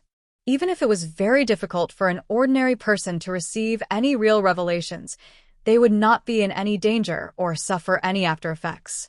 The magic mirror divinations that were strictly controlled by the Nighthawks and mandated punishers were those that asked evil gods or mysterious existences for help. Furthermore, the fortune teller couldn't randomly fabricate things. Some phrases or qualities had the potential to invite the attention of unknown entities. In the world where the powers of the Beyonders exist, such divinations would often lead to tragedy. Klein even suspected that the original Klein, Welch, and Naya had committed such a forbidden divination by following the instructions of the Antigonus family's diary. At that moment, Hanas also explained the principle behind magic mirror divination and described the actual process. First, you choose a suitable time and date according to the divinity you believe in. You can decide this using the astromancy manual. For example, we all know that Sundays symbolize the Evernight goddess, for Sunday is the embodiment of rest. 2 to 3 in the early morning, 9 to 10 in the morning, 4 to 5 in the evening, and 11 to midnight are all related to the moon. Thus, they are controlled by the Evernight goddess. Thus, fortune tellers that pray to the Evernight goddess can use magic mirror divination during these times on a Sunday. Quite a good foundation. Klein nodded slightly while using the half-closed door to the meeting room to conceal himself. It had to be said that with the 7 major churches keeping each other in check, some mysticism knowledge had indeed leaked. For example, many of the meanings behind the symbolism could be found in the astromancy manual. However, without the potions or Beyonder powers, ordinary people were unable to obtain the desired effects. Second, we must scrutinize the mirror carefully. It must be a mirror coated with silver. You place the mirror at the position representing the moon. Hanas demonstrated with the prop in his hand. No, what he needs now is spirit dowsing. First, choose a position and recite the phrase, "This place is suitable for magic mirror divination," 7 times in your head, then see which direction the pendulum turns. Clockwise for true, counterclockwise for false. Of course, if you are asking for answers from a malicious supernatural entity, the position would not matter. Rather, it would depend on whether the entity is interested in answering your questions. Klein silently corrected him. At this point, he felt like a teacher listening in on a lesson. Hanas Vincent could not hear Klein's mental musings as he described the preparations in detail in a normal tone. When the members finished taking notes, he continued explaining, "After showering, confirm that you have drawn all your curtains and locked your doors. After that, light up a candle and place it in front of the mirror before sincerely praying to the divinity you believe in. Try to keep your questions simple as there's no need for fanciful embellishment. After praying 7 times, pick up your mirror and gently toss it on the ground. Make sure to be gentle. Remember the way it shatters as that is a revelation from the gods. I will tell you the main symbolisms in a second." Phew, this is orthodox magic mirror divination. Klein heaved a sigh of relief as he walked into the meeting room and sat back down in his previous seat. He finished the rest of his Southville coffee in one gulp. So-called orthodox divination meant that it was possible to obtain revelations, but it was impossible to truly interpret it. And for Beyonders who reached this step, they could look straight into the mirror to obtain clear information if they received a response. As there were many potential symbolisms after the shattering, Hanas taught for a long while. He was not done even when Edward Steve returned to the room after finishing his fortune-telling. Klein did not ask what Edward did for his fortune-telling or what method did he use since it was an unspoken rule among fortune-tellers. While acting as a seer, he naturally had to abide by it strictly unless the other party mentioned it.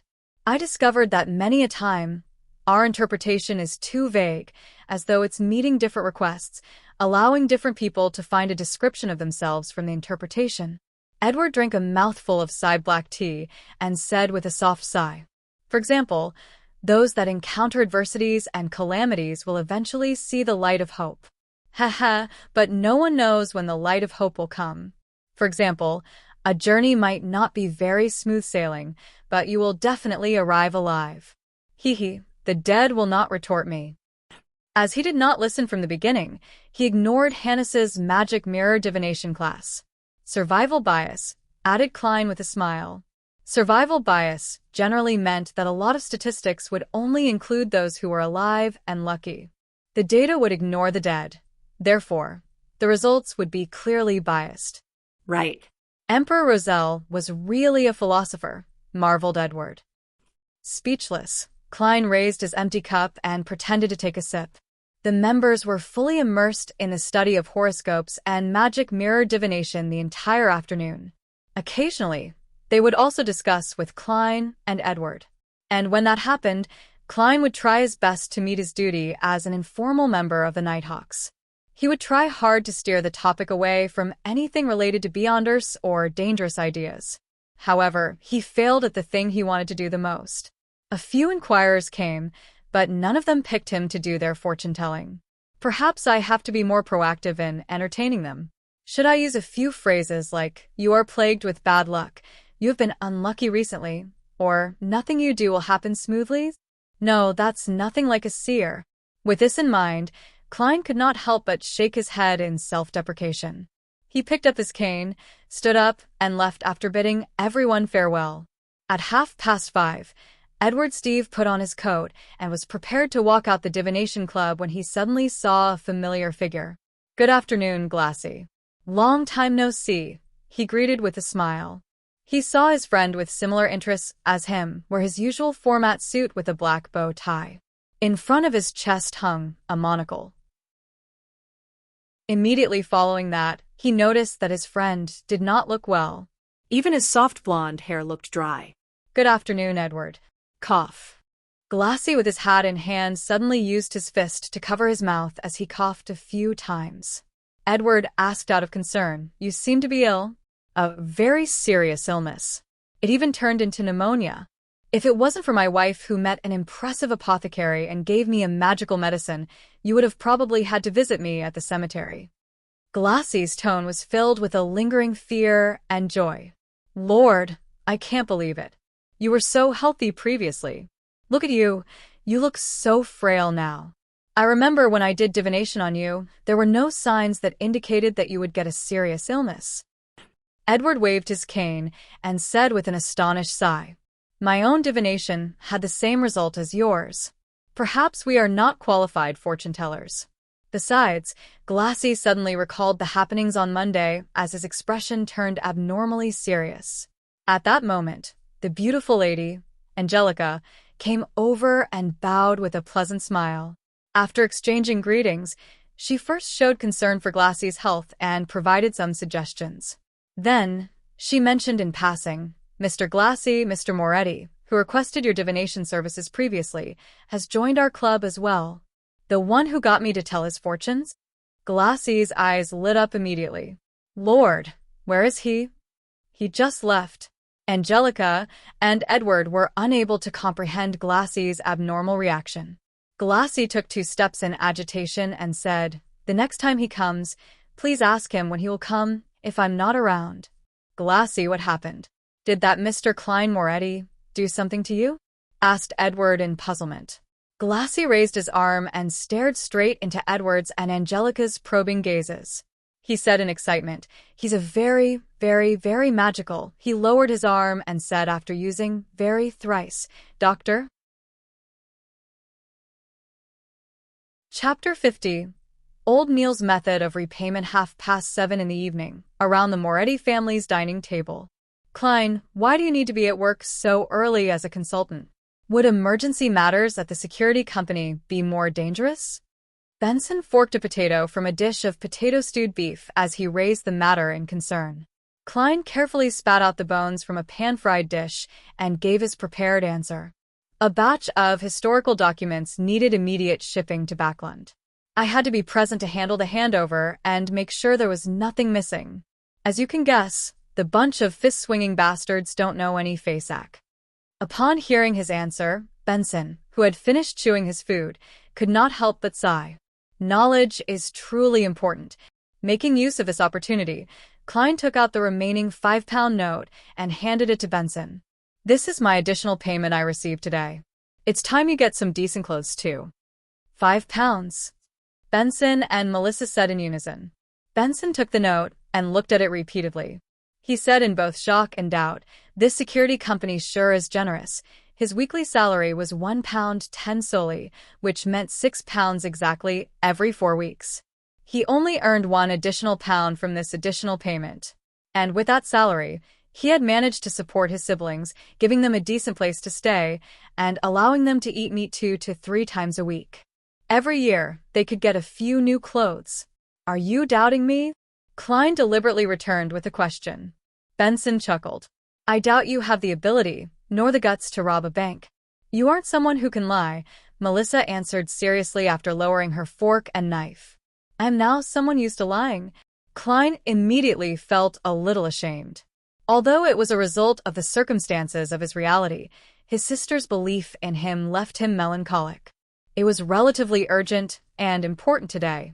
"I also played a crucial role, which is the reason for the £5, Klein explained.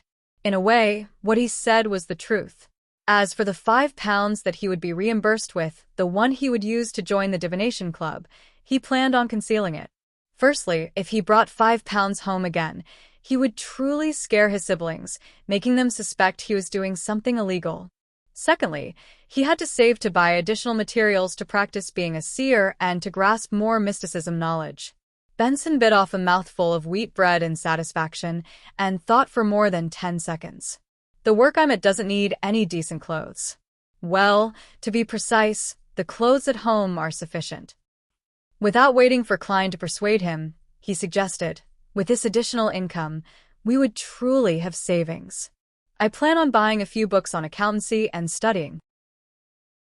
Klein, Melissa, "I do not wish that my weekly salary remain below £2 in 5 years. As you know, my boss and manager have shit for brains. Their mouths stink the moment they open them." "Excellent idea," agreed Klein. He also took the opportunity to steer the conversation. "Why don't you read some of the grammar books in my room? To be truly dignified and to earn a handsome pay, that's something rather critical. Perhaps, in the times to come, the civil servant examinations will appear in Lone Kingdom. Preparing ahead of time would give him the advantage." Benson's eyes lit up when he heard that. "I've indeed forgotten about that. Here, let's toast to a beautiful future." He did not drink rye beer. Instead, he poured clear oyster soup into 3 cups and clinked his cup with his siblings. After drinking the clear soup, he looked at his sister, who was wrestling with the pan-fried fish. He chuckled and said, "Aside from Benson's books, I think Melissa needs a new dress too." Melissa looked up and shook her head incessantly. "No, I think it's best to save it up." Klein finished the sentence for her. "Yeah." Melissa nodded in agreement. "In fact, if you do not seek the best fabrics and the newest designs, it would not be too expensive. We can save up the remaining money," said Klein in a manner which did not allow for disagreement. Benson added, "Melissa, are you planning on wearing the old dress again to Selena's 16th birthday bash?" Selena Wood was Melissa's classmate and good friend. She came from quite a good family background. Her elder brother was a practicing solicitor, and her father was a senior employee of Backlund Bank's Tingen branch. However, the so-called bash was only a dinner invitation to friends where they chatted and played cards. "All right." Melissa lowered her head and mumbled a response. Then, she ruthlessly forked a piece of stewed beef. After a short silence, she suddenly recalled something and looked up abruptly. "Mrs. Shoud from next door got her maidservant to send a calling card over. She wishes to make a formal visit on Sunday at 4 in the afternoon tomorrow. She wants to get to know her new neighbors." "Mrs. Shoud." Klein looked at his siblings, confounded. Benson rapped the side of the table with his fingers and appeared to be thinking. "Mrs. Shoud from 4, Daffodil Street? I met her husband before. He's a senior solicitor." "Senior solicitor. Perhaps he knows Selena's brother," said Melissa with some hints of delight. "We are at 2 Daffodil Street." Klein nodded slightly. "It's imperative we get to know our neighbors, but, as you know, I still have to be at the company on Sunday. I only have time off on Monday. Please pass my apologies to Mrs. Shoud." With that said, he suddenly recalled the neighbors of his former life when he was young, as well as the neighbors in the apartment from Iron Cross Street. He was amused as he sighed lightly. To have formal visits. Shouldn't neighbors get to know each other through natural interaction? Haha, Klein, that's because you aren't aware. You have read a lot of newspapers recently, but you have not broached the magazines catered towards families and middle-aged women. They place families with an annual income of £100 to £1,000 as middle class. They promoted it as the framework of the entire kingdom and praised how the middle class doesn't have the arrogance of the aristocrats and the wealthy, nor are they as crass as the low-income brackets. Benson lightly and happily explained, these magazines impart many simplified ceremonies which the aristocrats practice in their interactions. As such, it becomes a target of the middle class. Thus, this results in the differences between intimate calls, semi-formal calls, and formal calls. As he spoke, he shook his head and chuckled. Typically, gentlemen, madams, and ladies who view themselves in this class will be very particular about details. They will visit their neighbors and friends from 2 to 6 in the afternoon. It's known as a morning call. Morning calls? Klein and Melissa asked in surprise. Why was a visit from 2 to 6 in the afternoon a morning call? Benson put down his fork and knife, threw his hands up, and smiled. I do not know why either. All I did was read the magazines my female colleague brought. Yeah, perhaps it's because they wear their morning gowns to make the call. Morning gowns were a form of formal attire worn during mass or gatherings.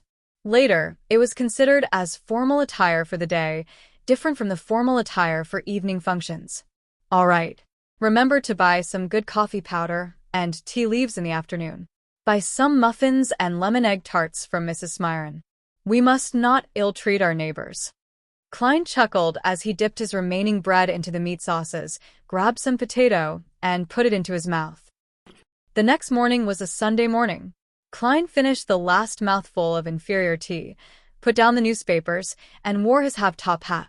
Picking up his silver-inlaid black cane, he sauntered out the door and took a public carriage to Zutland Street. He greeted Roseanne, who was planning to sleep in the break room after finishing her night duty, after which he went all the way down to the basement.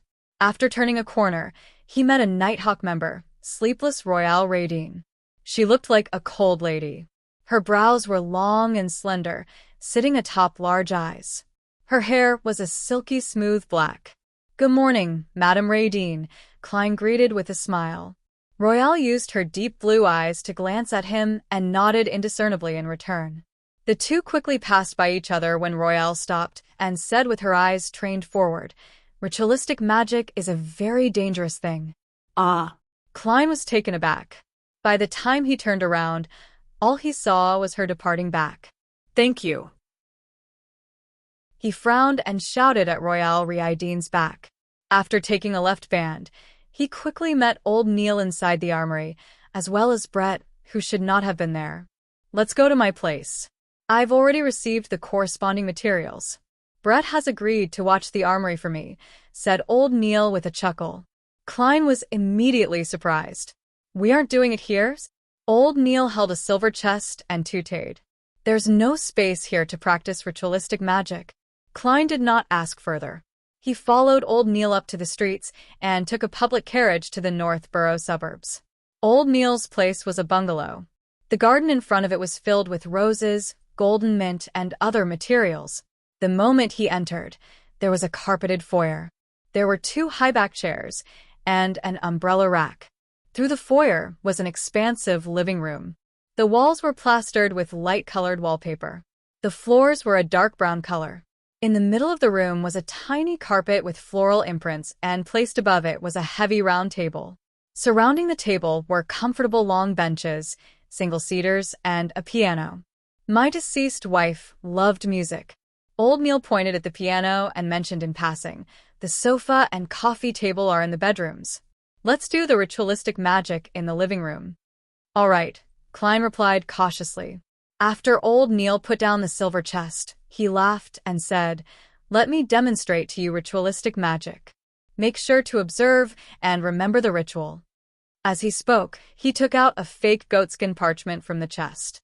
It was specially made, and it had strange pictures drawn on it with black ink that exuded a serene fragrance. Klein kept watching and finally discovered that old Neil was seemingly, likely, possibly drawing an IO.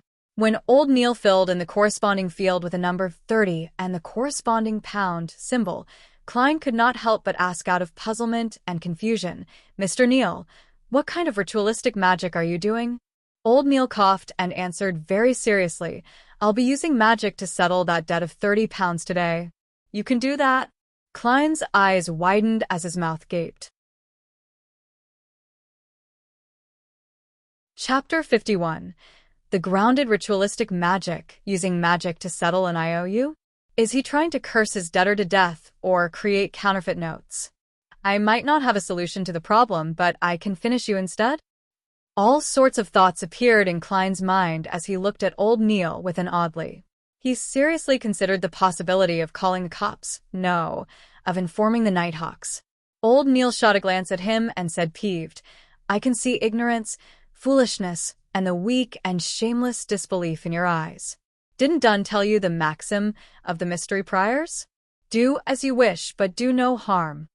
Although this maxim originated from the secret and evil Moses Ascetic Order organization, Beyonders who choose the path of Moses' ascetic order have proven that it's right through their own experiences. As long as one strictly abides to it and shows the needed fear and reverence, the risk of losing control will be minimized. The contrary has similarly been established. Your suspicion towards me is an insult to mystery priors. Sorry. Klein did not hesitate to apologize. He had indeed forgotten that Dunn Smith had once mentioned the maxim. Old Neil was not truly angry. In a blink of an eye, he chuckled. A pity. Very few Beyonders choose to be seers. There is no corresponding maxim to help you. But I have Emperor Roselle's diaries. Yes, strictly abiding to the maxim has a hint of acting. Klein suddenly came to this thought as he nodded as if in deep thought. Old Neil did not continue. He removed the vases and other items from the round table and placed them in a corner. Immediately following that, he took out both a crimson red and black candle from the silver chest. He explained if ordinary people attempt ritualistic magic, they have to follow the results from astromancy or read corresponding manuals. They have to choose suitable dates and times. For example, the day representing the goddess, the period when she rules over the moon.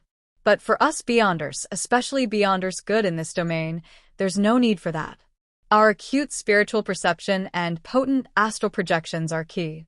Of course, if you are not confident about the ritualistic magic you are attempting, it's best to choose a suitable date and time. It can increase the probability of success. All right, this is based on a premise. Remember carefully to abide strictly by the rules. Old Neil placed 2 candles and turned to the side and looked at Klein, saying very solemnly, low-sequence Beyonders are not strong enough. Almost all the ritualistic magic they can perform are the seeking of external powers and help. Therefore, you can only consider orthodox divinities like the goddess or the Lord of Storms. Absolutely do not attempt to communicate with the unknown or unpredictable existences. Even if people believe in them or the promises recorded are filled with enticements. Believe me, don't take any chances. As long as you attempt once, you will go down a slippery slope into the abyss with no return. Any work or resistance will only slow it down with no way to change the trajectory. I'll remember, Klein said in a deep voice. However, he felt a little afraid. My luck enhancement ritual has apparently sought power from an unknown and unpredictable existence. Furthermore, I have gained powers capable of pulling people into the fog that even a senior Beyonder, like the Hanged Man, finds unbelievable. Well, at least I think he is a senior Beyonder. Thankfully, I haven't gone mad or have any signs of losing control. While worrying over this, he proactively changed the subject.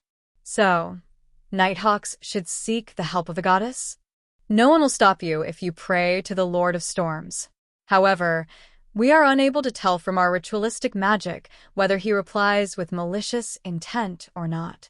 The outcome will be distorted in unpredictable ways. Old Neil successfully made Klein give up the idea in a joking manner. There was no so-called best, only necessary. After his exhortations, Old Neil picked up a crimson red candle and said, by using candles made of moonflowers and dark red sandalwood, It will represent the goddess's identity as Lady of Crimson in the ritualistic magic. He pointed to the black candles and said, "Candles made of night vanilla and slumber flowers represent the night." As he spoke, he placed the black candle on the top left end of the round table, while the red candle was placed on the top right end. Why do we symbolize the goddess with only 2 candles? She is also the mistress of calm and silence, empress of disaster and horror, and mistress of calm and silence. Old Neil chuckled. That's right. This is something I wished you asked. Before their fall, the Moses ascetic order had a very good relationship with the church. Their beliefs and results on ritualistic magic have heavily influenced us. They believe that all objects are numeric. Every number has a spirituality, and in ritualistic magic, 0 represents the unknown or chaos. It symbolizes the state of the universe before it was born. 1 represents a beginning, the first creator. 2 represents the world and various divinities that were produced from his body. 3 represents contact between divinities and material objects to create all things. Here, using 2 candles represents the goddess, while the 3rd candle is for you. Which 2 candles and which 2 symbols to have depend on the intended effects of ritualistic magic. 3 begets all things? All things stem from 3? Klein could not help but recall certain things from his previous life. Seeing Klein listen attentively, old Neil took a 3rd candle and said, "This is the candle representing me. It's a very ordinary candle which only has a little bit of mint added. Take note that plants like roses, lemons, mint, moonflower, night vanilla, and slumber flower are beloved and cherished by the goddess." Viewing it from another angle, the 3 candles represent the bodies, spiritualities, and godhood of every person. After finishing the description, old Neil placed the 3rd candle in the middle of the round table. He then took out a bottle of concocted full moon essence oil, a huge cauldron engraved with the dark sacred emblem, a silver knife with gorgeous patterns, a cup of water, and a saucer of coarse salt. To beyonders who are not good at ritualistic magic, there is a need for bells, crystal balls, silver cups, incense, or other supplementary items. However, mystery priors and seers have no need for that. These artifacts are already sufficient. Old Neil placed the fake goatskin parchment with the IOU just below the cauldron and used a special quill to hold down one corner. He turned to Klein and said, "Ritualistic magic needs a clean spiritual environment where you will not be disturbed. And that requires us to create it. The steps are to first enter cogitation. Focus your mind and, with the supplementary items, draw out our strength and construct it around us. For example, Ray Bieber's house had used holy night powder, while I'll be using a ritual silver dagger. Throughout the entire process, we have to go according to the outcome we desire to confirm the symbolism and corresponding incantation. Incantations are best done in Hermes because ancient Hermes stemmed from nature. It's akin to ancient Dragonish and ancient Elvish. The effects are very direct, lacking the necessary concealment and protection. It easily causes the caster to fall into danger. This is also why it has been modified. However, it's more effective. Alright, I have to focus on the ritualistic magic. I won't explain things to you any further. Pay attention by watching and listening. Remember any problems, and ask me when everything is done. Alright. Klein took 2 steps back and trained his eyes on old Neil. Old Neil's eyes rapidly darkened as invisible wind around him spun. He was silent for a moment, going from left to right, then up to down, using his psyche to cause friction and consecutively light up the 3 candles. Following that, he picked up the silver knife and stabbed it into the coarse salt. Then, he chanted in Hermes, "I sanctify you, blade of pure silver. I cleanse and purify you, allowing you to serve me in this ritual. In the name of the Evernight Goddess, the Lady of Crimson, you have been sanctified." After a short but powerful syllable, old Neil drew a silver knife and inserted it into a cup of clear water. Then he raised it and pointed to the space beyond the round table. He aimed the blade tip in the periphery and took a step forward, circling the round table. Every step he took made Klein feel an invisible energy spew out of the silver knife. It was filled with spirituality as it connected with the air, forming a completely sealed wall. After walking one round, the altar was completely isolated from its surroundings. Old Neil stood in front of the round table and put the silver knife down. He picked up the bottle of full moon essence oil and dripped 3 drops on the black, dark red, and ordinary candles. A sizzle. A thin mist emanated as everything seemed to become veiled in mystery. Old Neil put down the glass bottle and looked at the fake goatskin parchment silently for 2 minutes. Then, he picked up the quill and drew a mark he controlled, a square that framed all the content, indicating that he was in control of the debt.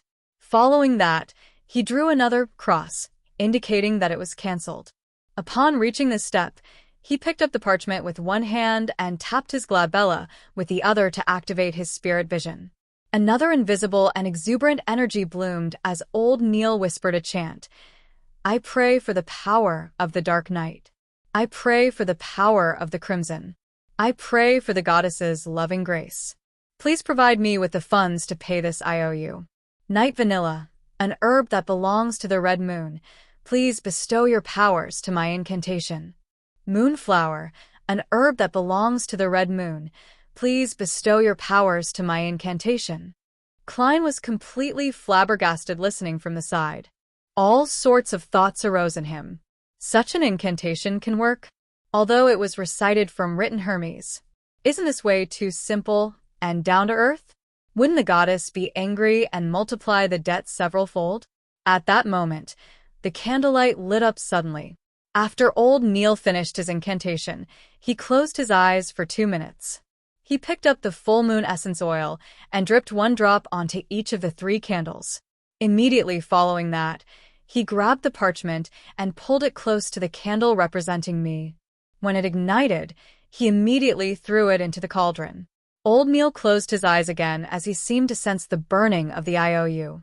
He opened his eyes after a moment and looked toward the black sacred emblem on the cauldron. The parchment was already completely incinerated. Praise the ladies! Old Neil tapped his chest in 4 spots, forming the shape of the crimson moon.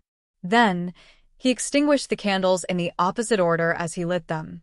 After finishing everything, he used the silver knife to rip apart the invisible wall around him. A huge wind stirred immediately, as old Neil heaved a sigh of relief. It's done. That's it. Klein asked in a daze.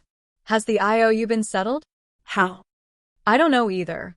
Anyways, it will be settled in a reasonable manner, said old Neil with a smile as he threw up his hands.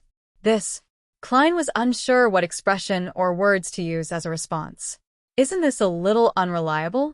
Oh well, this is a Taoism saying. Tao begets 1, 1 begets 2, 2 begets 3, 3 begets all things. Chapter 52. Spectator, stop thinking about the bloody IOU. Let's discuss the ritualistic magic. Old Neil put away the candles, cauldron, silver knife, and other items with a relaxed expression. Klein really wanted to shrug his shoulders like the Americans in his previous life, but ultimately could not bring himself to do something that ungentlemanly. He turned his focus toward the ritualistic magic and threw out detailed questions that puzzled him, receiving answers from them. For example, the incantations had a particular format. As long as they were satisfied and the key meaning was expressed in Hermes, the rest could be left to one's creativity. Of course, blasphemy or disrespectful descriptions were absolutely forbidden. The mysticism class lasted until noon before old Neil coughed twice. We have to return to Zitland Street. With that said, he grumbled in an indistinct manner. To get these bloody materials, I missed my beloved breakfast. Klein looked around both amused and puzzled. Mr. Neil, do you have a chef? Or a maidservant in charge of cooking? A weekly salary of £12 could hire several servants. According to the newspapers, with board and lodging provided, hiring an ordinary chef cost anywhere between 12 to 15 soldi a week.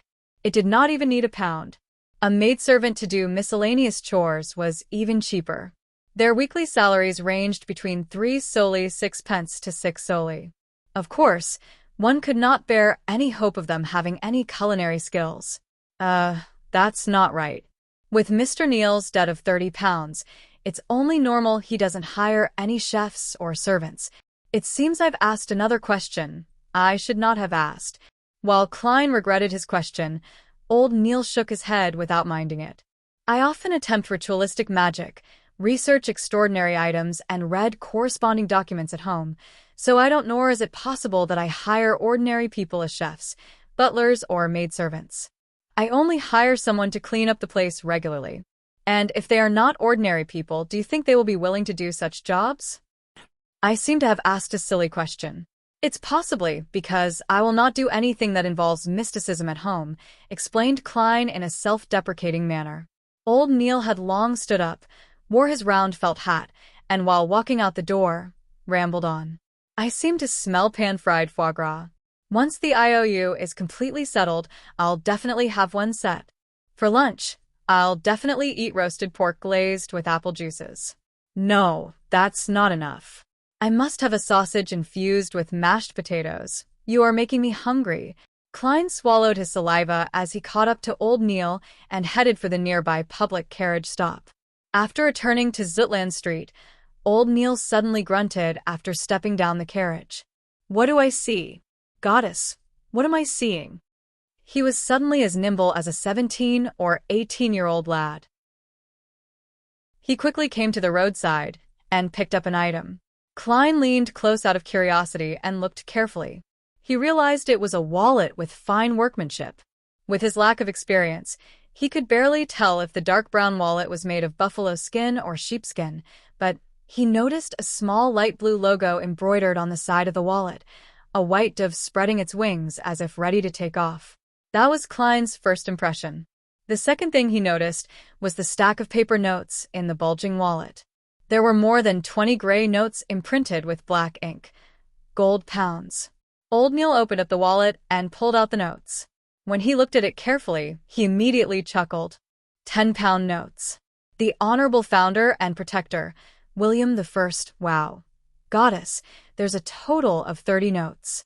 There's also a few 5-pound notes, 1 pound and 5 soldi notes.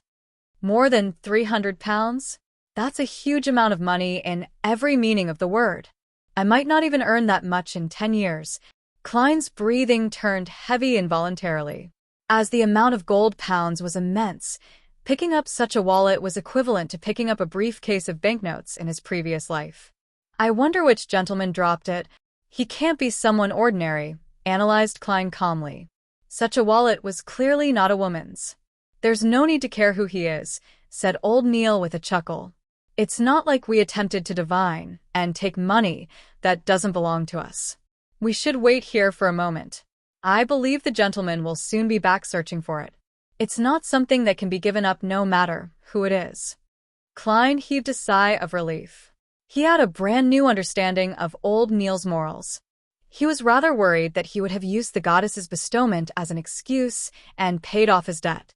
He was still wondering how to prevent it and persuade him otherwise. Is this do as you wish, but do no harm? Klein suddenly learned something new. The duo did not wait more than a minute by the streets when a luxurious four-wheeled carriage zoomed over. Its side had a light blue logo, with a dove spreading its wings. The carriage stopped, and a middle-aged man dressed in a black formal suit with a bow tie of the same color alighted. He looked at the wallet, took off his hat, and said politely, "Sirs, that should be my master's wallet. Your logo is proof of everything, but I need to make additional verifications. This is to be responsible for all parties. Might I ask how much money is there in the wallet?" replied old Neil politely. The middle-aged man was taken aback as he said in a self-deprecating manner almost immediately, "As a butler, I do not know how much money master had in his wallet." Sorry. Please permit me to ask. "As you wish." Old Neil gestured for him to do as he pleased. The middle-aged man walked to the carriage's side and through the window, conversed with the person within. He approached Klein and old Neil again and smiled. "More than 300 pounds, but less than 350 pounds. My master does not remember the exact number." "Does not remember? That's really some filthy rich guy. If I had that much money on me, I would definitely be counting it again and again." Klein was filled with envy. Old Neil nodded and handed the wallet back. "With the goddess as proof. This belongs to you." The middle-aged man took the wallet over and did an estimate before pulling out 3 10-pound notes. My master is Sir Deweyville. He wishes to commend your morals. This is what an honest person should receive. Please do not reject it. Sir Deweyville? The one who established the Deweyville Trust? The Sir Deweyville who provided cheap rental apartments to the working class? Klein immediately remembered the name. He was a knight that his brother respected but did not believe was grounded in reality. Thank you, Sir Deweyville. He is a kind and generous gentleman. Old Neil did not stand on ceremony as he received the 3 notes. After watching Sir Deweyville's carriage depart, he turned to look at Klein when he saw that there was no one around. He flicked the notes and chuckled. 30 pounds. The IOU is settled. I said it will be settled in a reasonable manner. This is the power of magic. Holy fucking power of magic. That actually works? Klein was once again flabbergasted. A few minutes later, he entered the building's stairwell and while heading to the security company, he asked puzzledly, Mr. Neal, why didn't you ask for more money? Do not be greedy. One must take care not to be greedy when doing ritualistic magic. Temperance is a critical trait needed by every mystery prior if they wish to live long, explained old Neil happily. In a huge ballroom, candles were burning on a few chandeliers, emitting a fragrance that soothed the minds of people. By the sheer number of candles, they produced a light in no way inferior to that of gas lamps. There were long tables with pan-fried foie gras, grilled steak, roasted chicken, fried tonguefish, desi oysters, mutton stew, cream soup, and other delicacies. In addition, there were bottles of Miss Champagne, Ormer grape wine, and Southville red wine. They were all glistening with a tempting glow under the light. Servants in red vests carried trays with crystal cups and shuttled between the gentlemen and ladies dressed both elegantly or gorgeously. Audrey Hall was wearing a collared, high-waisted, pale white dress with engagiantes. Her corset was tightly fitted, while her voluminous layers were puffed up perfectly with a cage crinoline. Her long blonde hair was coiled up in an elegant bun and the earrings, necklace, and rings she wore sparkled brightly. At her feet were a pair of white dancing shoes that were stitched with roses and diamonds. How many petticoats am I even wearing? 5? 6? Wearing white silk gloves, Audrey caressed her crinoline gently with her right hand. Her left hand was holding a glass of clear champagne. Audrey was nothing like her usual self, usually placing herself center stage of banquets and making her the focus of attention. Instead, she avoided the bustle and quietly stood in the shadows of hanging curtains by the French windows. She took a sip of champagne as she watched the crowd as though she did not belong. Count Wolf's youngest son is chatting with Viscount Conrad's daughter. He likes to move his forearm to reinforce what he says. The bigger the movement of his forearm, the more unbelievable his words. That is something gleaned from experience.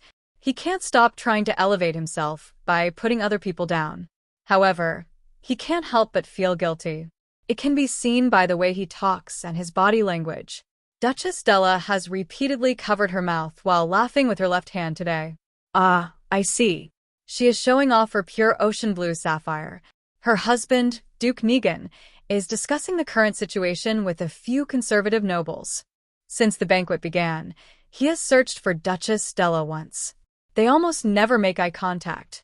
Maybe they aren't as in love as they pretend to be. Baron Larry has made Madame Parnes laugh 7 times.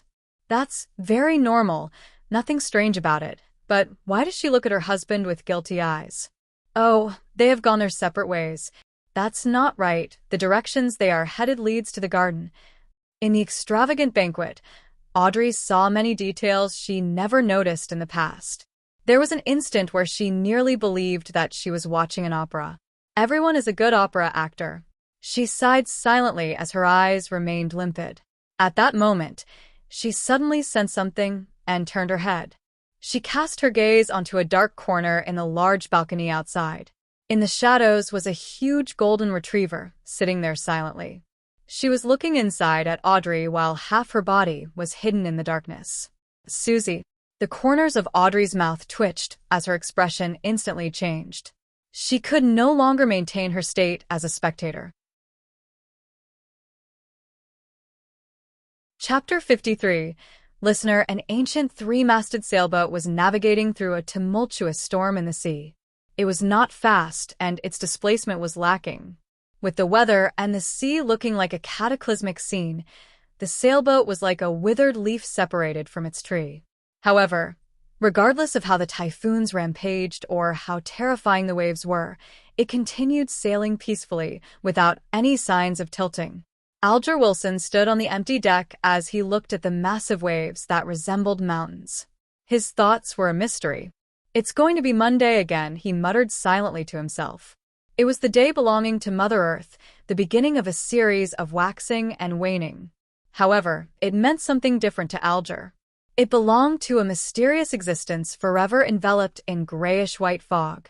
"At least I haven't been reduced to a madman." He stopped looking around as he gave a self-deprecating chuckle. At this moment, one of the only few sailors he had leaned over and asked reverently, "Your Grace, where are we setting course for this time?" Alger surveyed his surroundings and said in calm voice, "Pursue the listener from the Aurora order." The storm subsided as mist emanated. On a strange sailboat with cannons on board, an 8 or 9-year-old boy with soft yellow hair was looking at pirates around him in fear. They were disorderly.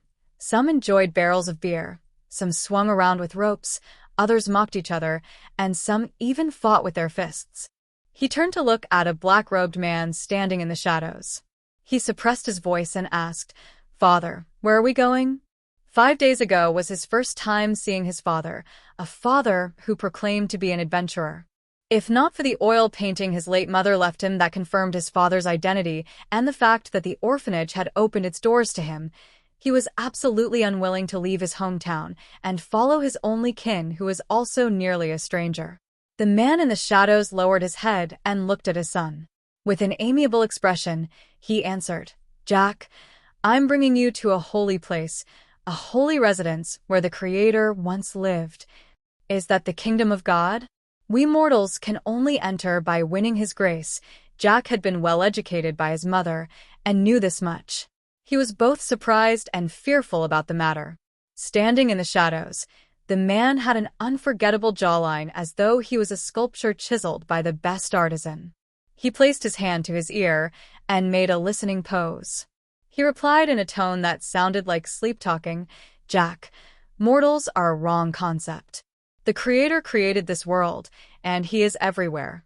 He exists in every living being. Therefore, all beings have godhood. Once the godhood attains a particular level, they can become an angel. The 7 fake gods at present are only powerful angels.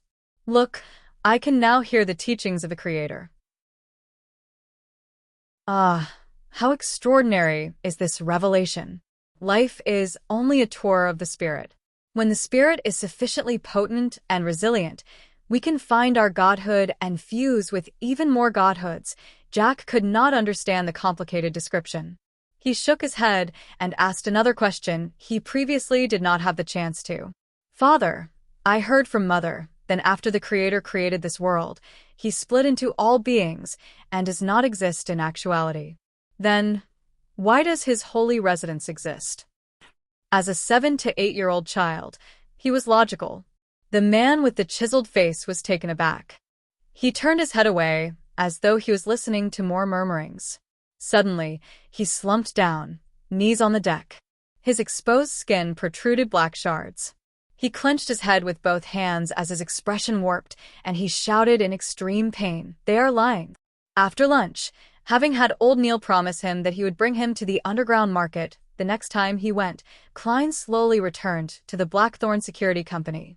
He chose the 2 options of reading the documents in the staff office and practicing his abilities, or take the opportunity to go out and act as a seer in the divination club before Captain Dunn stopped him. However, before he could make the decision, he saw Dunn Smith walk in. He was dressed in the usual black windbreaker and have top hat. "Captain, any updates?" Klein thought of the whereabouts of the Antigonus family's notebook as he asked with concern.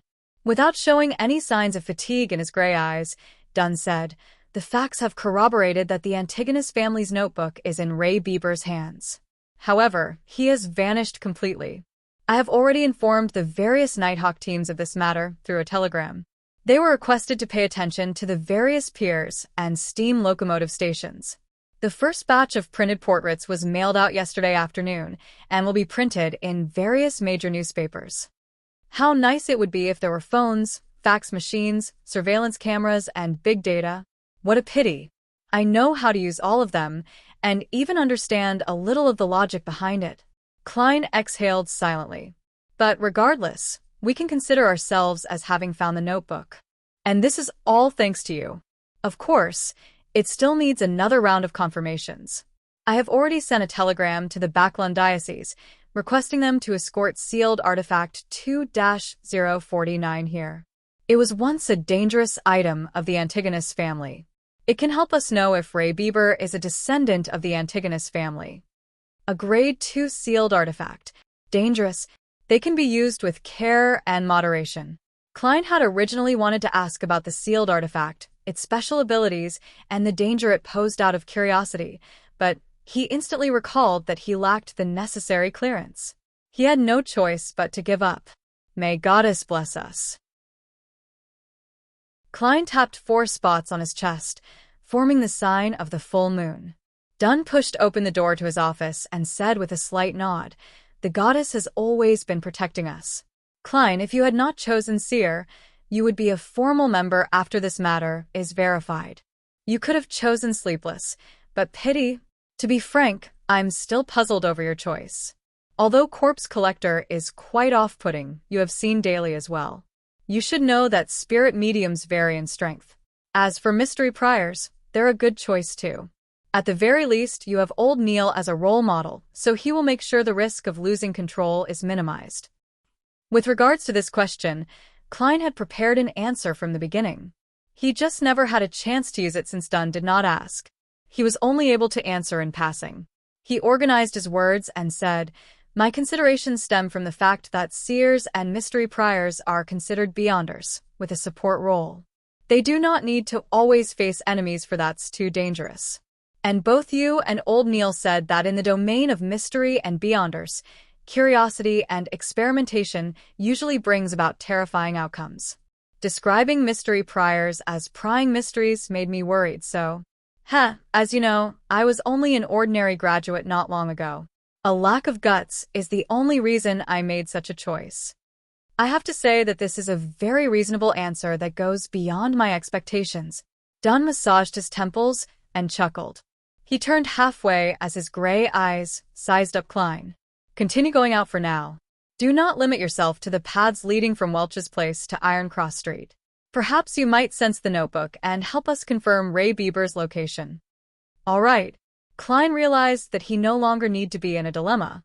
He bade Dunn farewell and turned around, his heart beginning to count. 3, 2.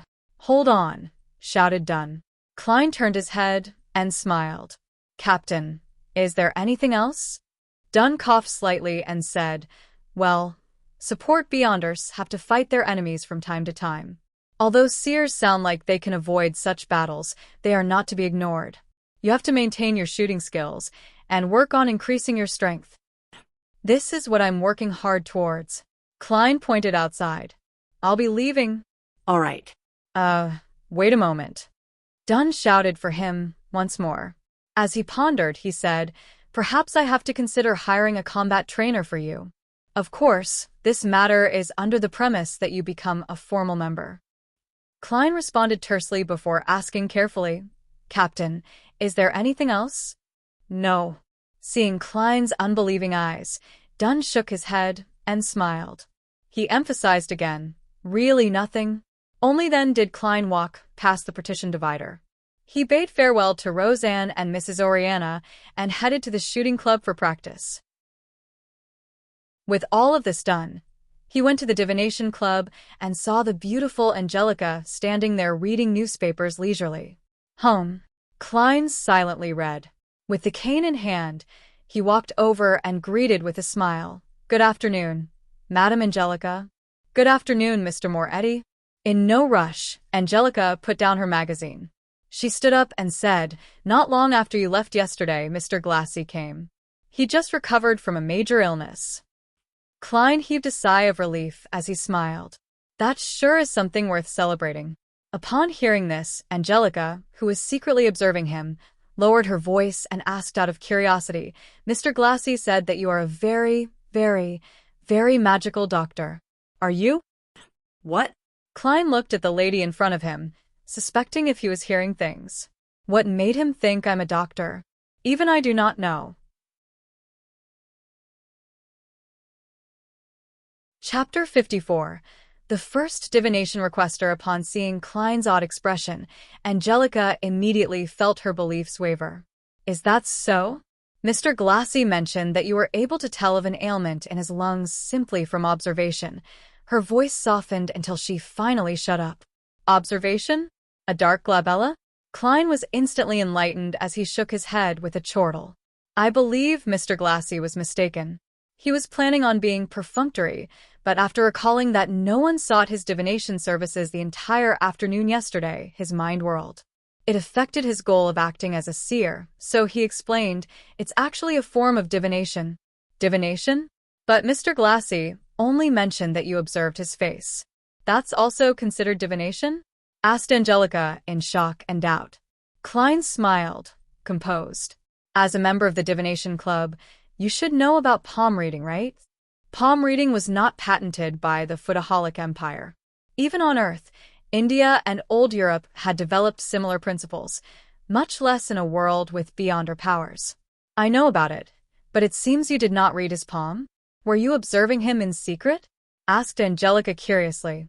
"I was using face reading." Klein cooked up a lie.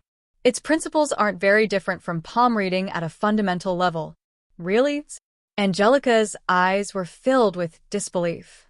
In order to develop his career as a seer, Klein chuckled. He pretended to be in thought as he tapped his glabella twice. He focused his eyes and Angelica's aura presented itself. Her head was purple, her limbs were red, her throat was blue. There was no problems with her health except for some colors being duller. However, that was a manifestation of ordinary fatigue. Klein then looked at her emotions. She saw orange mixed in with some red and blue. It also meant warmth coupled with some excitement and thought. Thankfully, after realizing that there was nothing abnormal about her, Klein planned on deactivating his spirit vision. But it was at that moment when he suddenly saw rich darkness hidden in the depths of her emotional colors. Furthermore, she is lacking a little of white, an eagerness to improve. Klein nodded while in thought. "Mr. Moretti, were you reading my face?" Seeing the young gentleman in black in front of her turn silent abruptly, while seriously sizing her up, Angelica keenly noticed something. She asked in a half-curious and half-worried manner. Klein did not immediately reply. Instead, he tapped his glabella lightly as he wore a look of scrutiny. Just as Angelica was feeling unease, he said warmly, "Madam Angelica, there are some sorrows and pains which you should not seal in your heart." Angelica's eyes widened as her mouth turned agape. However, she did not say a word. She looked at Klein in his half-top hat with an apparent scholarly bearing. He heard him use a deep, comforting and warm voice to say, "You need to either go mountain climbing, a game of tennis, or perform a tragic play to exhaust your body due to exercising. Let your tears flow down uninhibited, then cry and scream. Express all those emotions. That will be very helpful to your health." The moment those words entered her ears, Angelica felt like she had transformed into a statue. She stood there motionless. She tried hard to blink as she lowered her head in a fluster, saying deeply, "Thank you for your suggestion. It seems like there are many members here today." Klein did not continue. As though he had not done any divinations prior, he turned to his side and looked to the meeting room at the end of the corridor. "Sunday afternoon, at least 50 members. Angelica's voice sounded a little hoarse. She only mentioned the key terms. She paused as her vocal pace gradually returned to normal. "Do you want tea or coffee?" "Sigh, black tea." Klein nodded slightly. He politely took off his hat and slowly walked to the meeting room. Only when he vanished behind the door did Angelica exhale slowly. The Divination Club's meeting room was very large. It was nearly twice the size of Klein's high school classroom. In the past, only 5 or 6 members would be present, making it look extremely empty. Now, There were dozens of fortune tellers sitting in different spots. They filled up most of the room. Sunlight shone into the room through the few oriel windows. The members were either discussing softly among themselves or asking Hana-Vincent questions.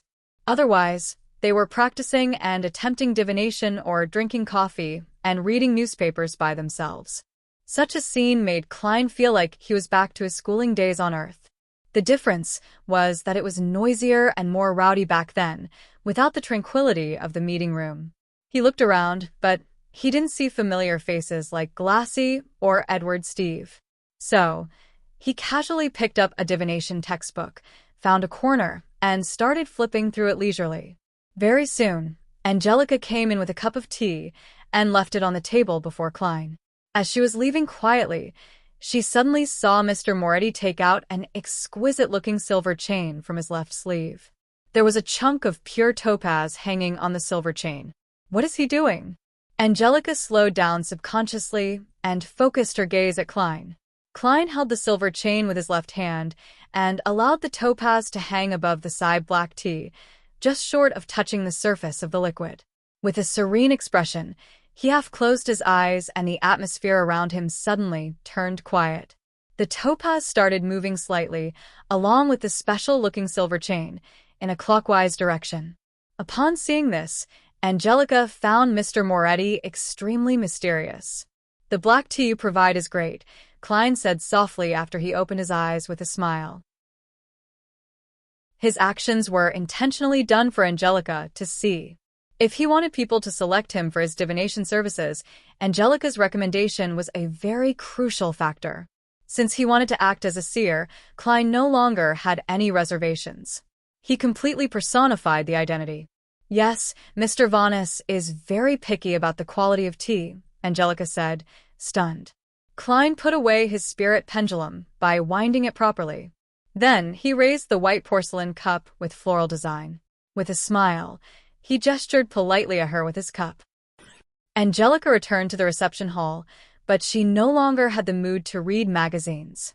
She sat there, gazing into the distance. It was a wonder what she was thinking about.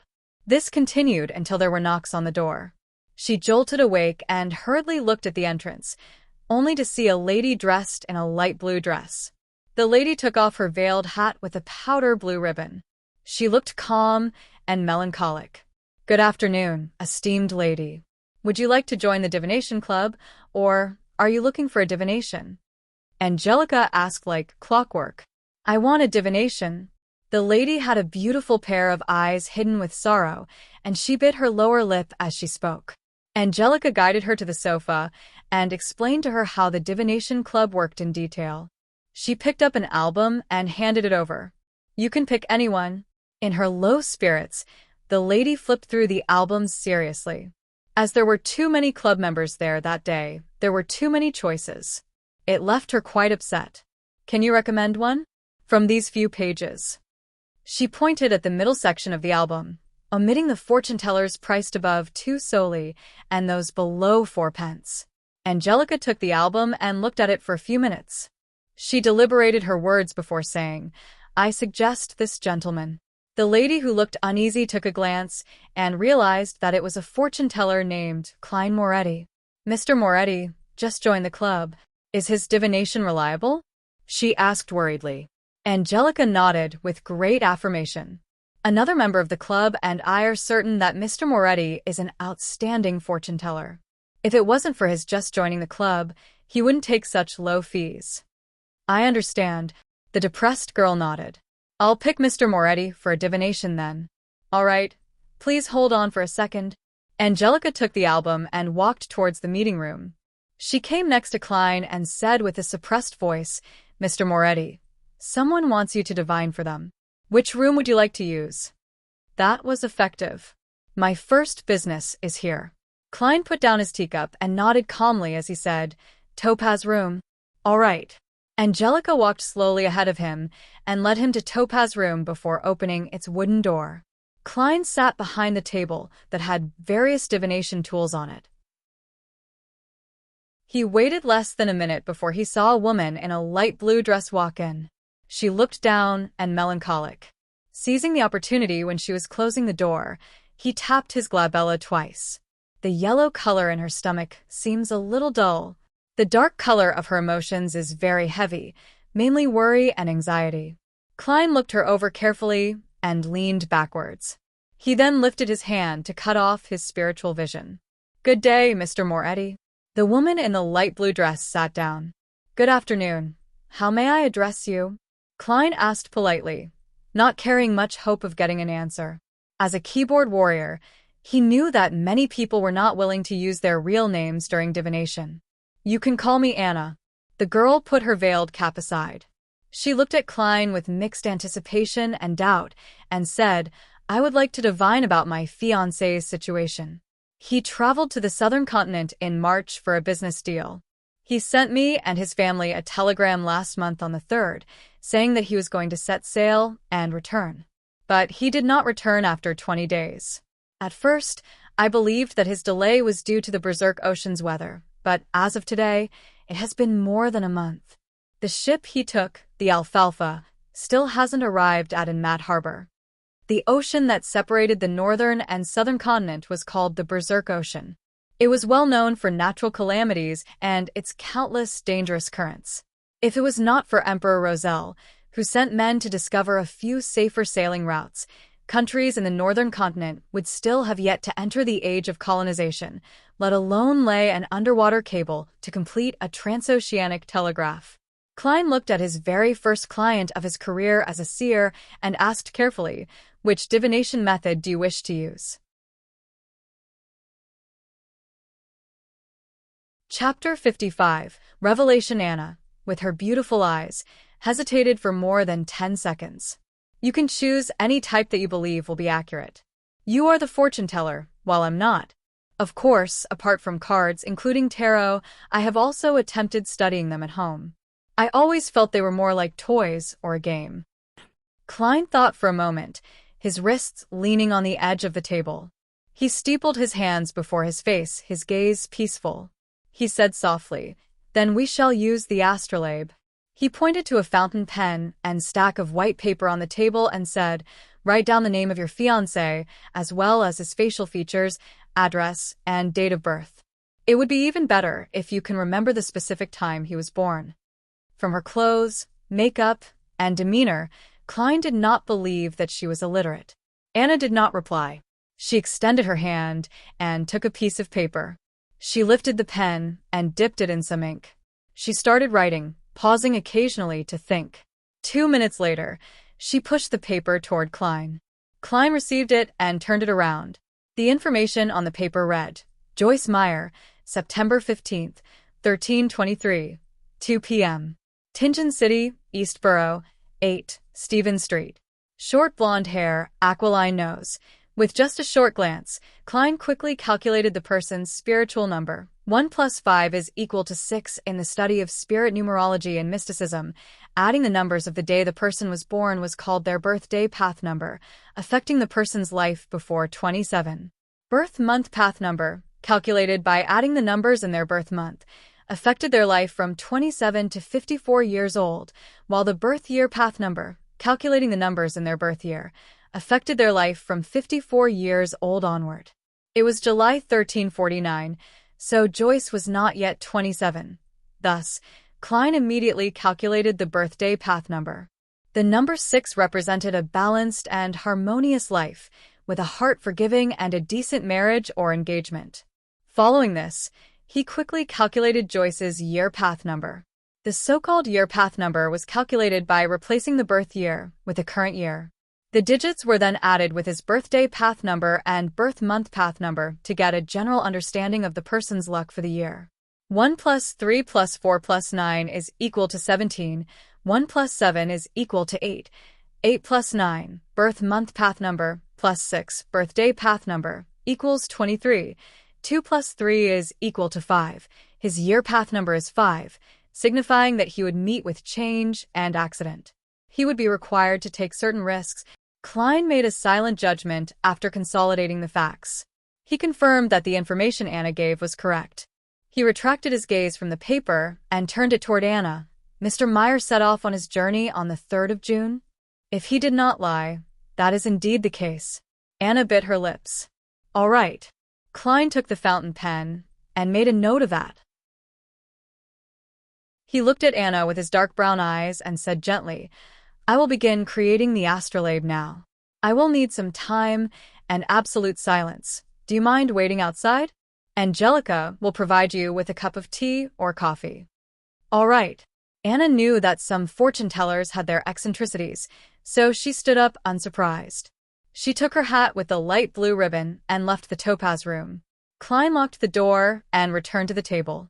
He followed the information and set up the astrolabe, including elements such as his horoscope and locations of the corresponding planets and stars. Throughout the entire process, he did not open the astromancy manual. He completed the setup based on his memory. Over the past few days of his mysticism studies, Klein realized that he could easily grasp and understand anything about divination, quickly turning it into instinct. Perhaps that is the ability of a seer. He completed the astrolabe and felt satisfied. He felt as though his body, heart, and soul had relaxed considerably.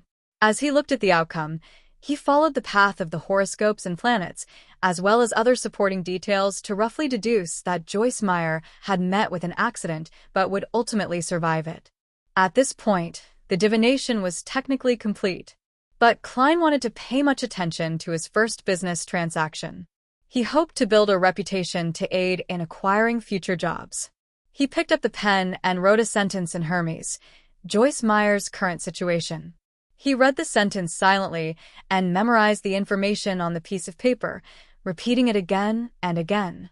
After 7 times, Klein grabbed the piece of paper and leaned back into his chair. He imagined the sphere of light, and his eyes became darker, allowing him to quickly enter a state of cogitation.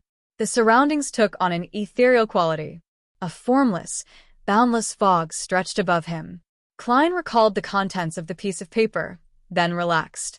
He fell into a deep sleep in this state. He was using a dream divination technique, repeating the question, remembering the details, and then allowing his astral projection to roam the spirit world in a dream would allow him to gain revelations. Ordinary people also had this sort of experience sometimes, but it was hard for them to recall, as the signs in their dreams were more complicated and garbled. A seer would not have such a problem, for they could see the images directly. The surroundings began to turn hazy as Klein turned half asleep. In the contorted fantasy, he saw a blond young man with an aquiline nose. He was swimming frantically in a sea of blood, nearly engulfed by the waves. But in the end, he managed to escape to shore. The image shattered and changed. Klein saw a blue house with a toy windmill at the door. That blond young man was entering the house slowly, seemingly in joy. At this moment, the image changed once again.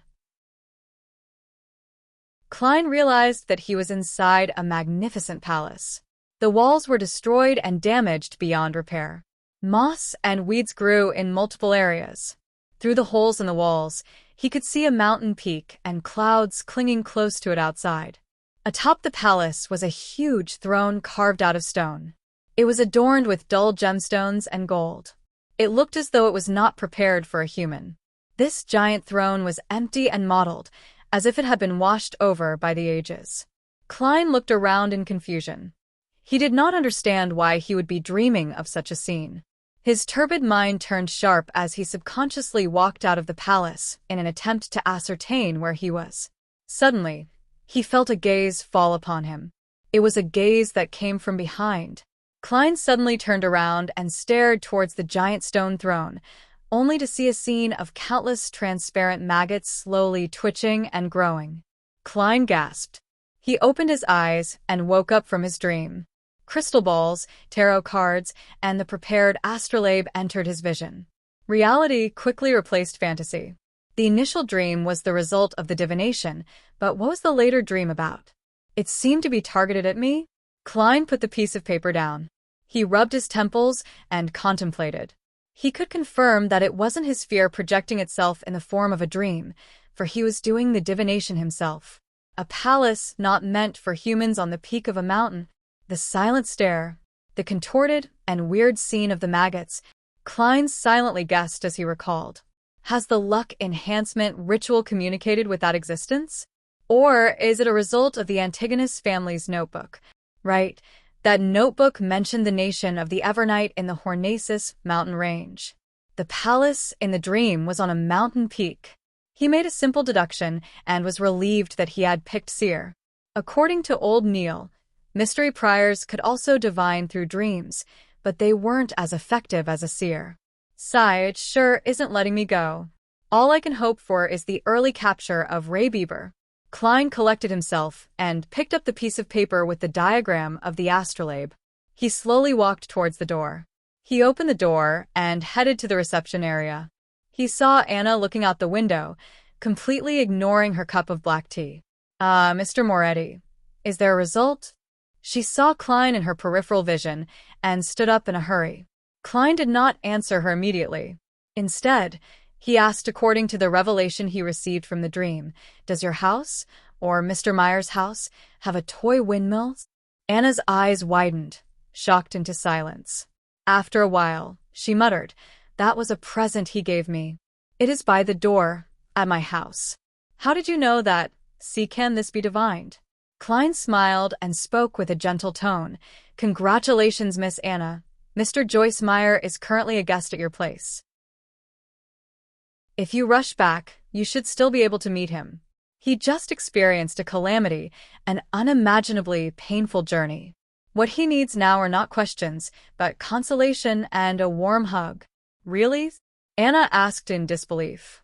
The fortune-tellers she knew would never speak with such certainty or give such firm conclusions. You will know if you go back immediately, Klein replied with a gentle tone and smile. Oh, Lord of Steam, is that true?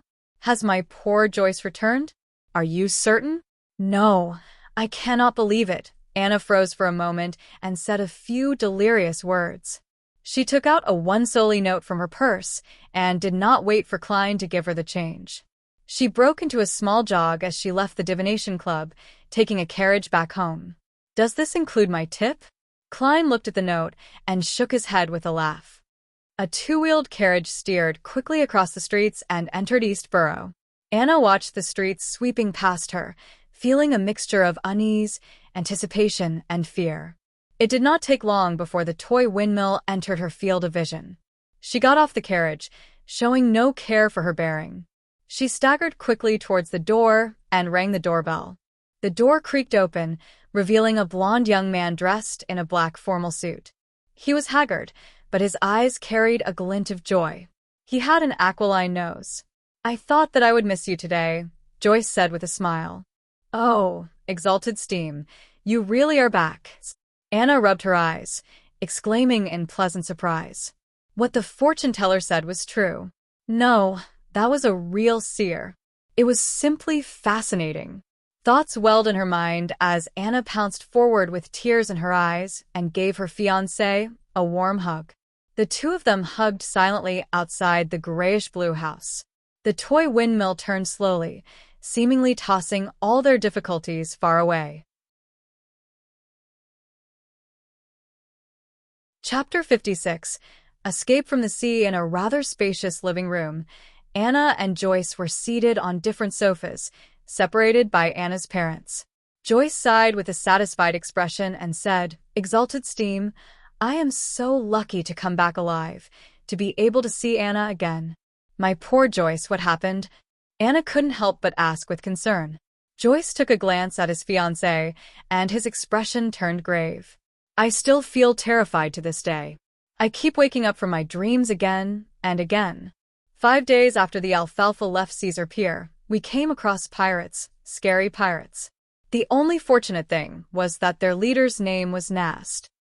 The pirate that calls himself the King of the Five Seas? Anna's father, Mr. Wayne, asked in shock.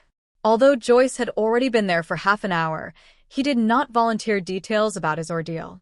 He appeared to be fearful, perturbed, and uneasy. It was only after Anna returned and hugged him that he finally appeared to put it behind him. Yes, due to his declaration of being a descendant of the Solomon Empire, the King of the Five Seas, Nast didn't believe in killing captives. Hence, we were only robbed and didn't lose our lives. His subordinates even left us sufficient food, Joyce said as he recalled the ordeal. His body started to quiver, but He continued to describe his deepest and scariest nightmare. I didn't lose much of my wealth.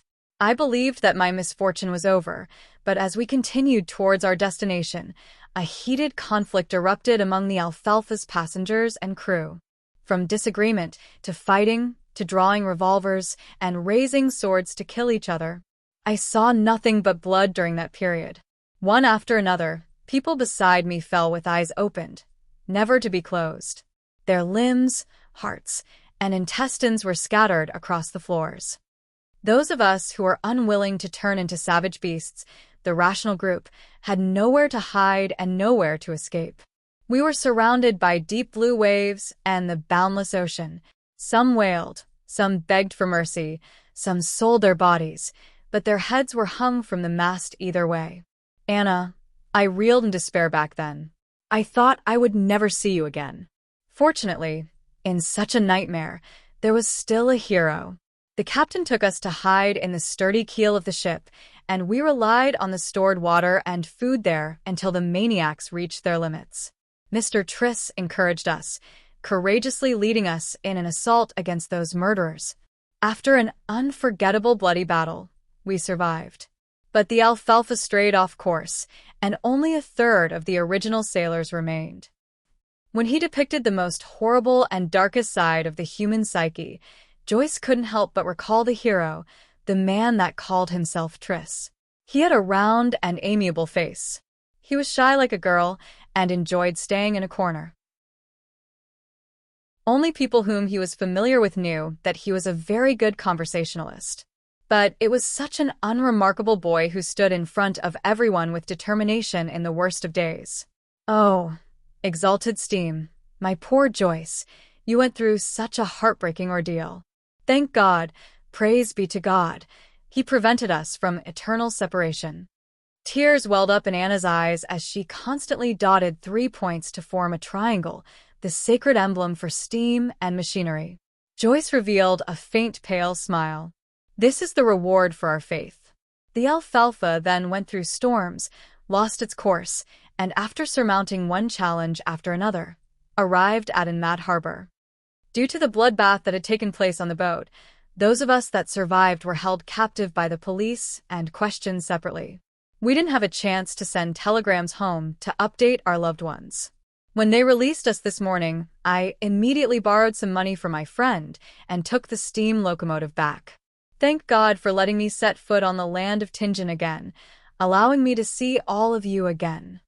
Then, he looked towards his fiancée in confusion. Anna, when you saw me, I could feel your happiness and surprise, but I couldn't understand why you rushed towards the door so excitedly right after you got off the carriage. I had planned on giving you a huge surprise. Anna thought about what had happened earlier and continued in disbelief. There's nothing to hide, Joyce.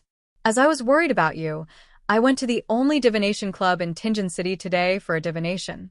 That fortune teller, no, the seer told me, he said, your fiancé has returned. He's in the house with a windmill.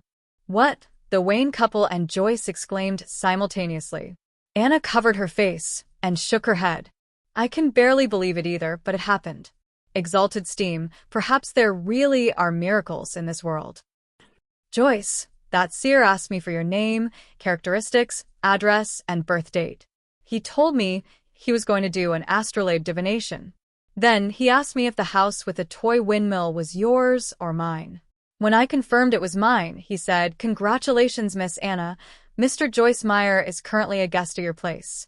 What he needs now are not questions, but consolation and a warm hug. God, Joyce found it unbelievable and incomprehensible. Does he know me? Did someone send him a telegram? Could it be that he is familiar with the police in Mad Harbor? No, that doesn't explain it. How did he know that I came to your place? How could he possibly know that you would seek a divination? Did you make an appointment? No, I made a selection at the last minute, Anna replied with a vacant-looking expression. Perhaps a good seer needs to be in control of vast amounts of information, even if it cannot be used anytime soon. Perhaps that is the fascinating aspect of divination. Anna's father, Mr. Wayne, sighed and concluded. In the known history of more than 1,000 years, and in the uncertain fourth epoch, divination has existed and has yet to disappear. I think there must be a reason for that. Joyce shook his head lightly and asked, "What's that seer's name?" Anna thought and said, "Klein Moretti." In the reception lobby of the Divination Club. As Klein had spoken softly, Angelica knew not to go close. Therefore, she only saw Anna leave as though she had lost her soul, wearing shock and confusion on her face. Angelica briskly walked to the sofa and asked out of curiosity, "Was the result good?" She did not dare ask the actual result, afraid of violating the unspoken rule of fortune-tellers. "Yeah." Klein nodded and took out 3 copper coins from his pocket. 1/8 of 1 soldi is 1.5 pennies, right? Yes. Angelica looked at the copper coins and realized that one of them was a penny and 2 of them were halfpence. She quickly held it out and said, "There's an additional halfpence." Klein smiled faintly and said, "Thank you for taking care of my customer. She gave me a tip, so it's only right I give you one. It's also to thank you for recommending me," he added in his heart. "All right." Angelica felt an unknown fear of Klein, but since the reason was appropriate, she didn't refuse the offer. Klein returned to the meeting room, believing that there would be more people requesting his divinations. However, he did not receive a second customer by 40 minutes past 5. It wasn't because the Divination Club's business was poor, but because most people had already chosen a fortune-teller. They likely were recommended by others and had long determined whose services to hire. In short, I'm still lacking in reputation. Klein laughed at himself for using game terminology. He finished his 3rd cup of Side black tea, grabbed his top hat and silver-edged walking stick, and walked leisurely out of the meeting room. Angelica suddenly recalled Glassie's instructions, and she quickly moved to intercept him. "Mr. Moretti, when will you next visit the club? Mr. Glassie would like to thank you in person. I will come over whenever I'm free. If fate permits us, he will definitely meet me," Klein replied, using the tone of a psychic charlatan, as though he was in character. Then, he left the club before Angelica could respond and took the public carriage home. When he stepped through the door, Klein found Benson reading the newspaper and Melissa putting together bits and pieces of gears, bearings, and springs in the evening sunlight. "Good afternoon. Did Mrs. Schaud visit?" Klein asked casually. Benson didn't put down his newspaper. Instead, he lifted his head. "Mrs. Schaud's visit lasted 15 minutes. She brought some gifts, and she was very happy with the muffins and lemon cake that we prepared. She also invited us over whenever we have the chance to. She is a friendly, well-mannered lady. She knows how to carry a conversation very well, too. The only problem is their belief in the Lord of Storms. They believe that girls shouldn't go to school but should be homeschooled instead," Melissa complained. It was obvious that she was very upset about it. "Don't mind that. As long as she doesn't disturb us, she will still be a good neighbor," Klein comforted his sister, smiling. The Lone Kingdom was a multi-religious nation, unlike the Frosak Empire in the north, which only believed in the god of combat, or the Fanapotter Kingdom in the south, which only worshipped Mother Earth. It was inevitable that the congregations from the 3 major churches of the Lord of Storms, the Evernight Goddess, and the god of steam and machinery had conflicts in beliefs and customs. After 1,000 years of this, they restrained each other, making coexistence possible. "Okay." Melissa pursed her lips and redirected her focus onto the pile of parts again. After dinner, Klein continued revising history. Only when Melissa and Benson showered and returned to their rooms did he wash up, enter his bedroom, and lock his door. He needed to organize and summarize what he had learned and the problems that he encountered to prevent himself from forgetting or missing out any critical points.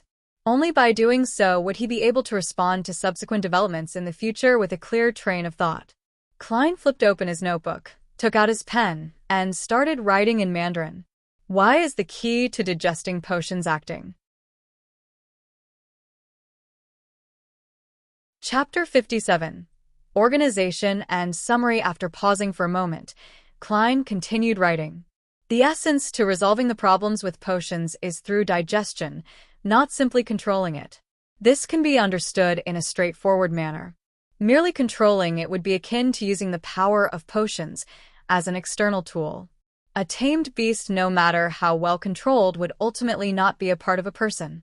The risk of it turning on them would be ever present. As for digestion, it is to view the down potion as a part of them. They can break it down, fuse with it, absorb it, and form an overall system.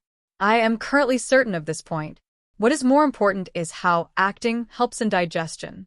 According to my experience as a seer today, I can make two hypotheses. They can be verified in the future. 1.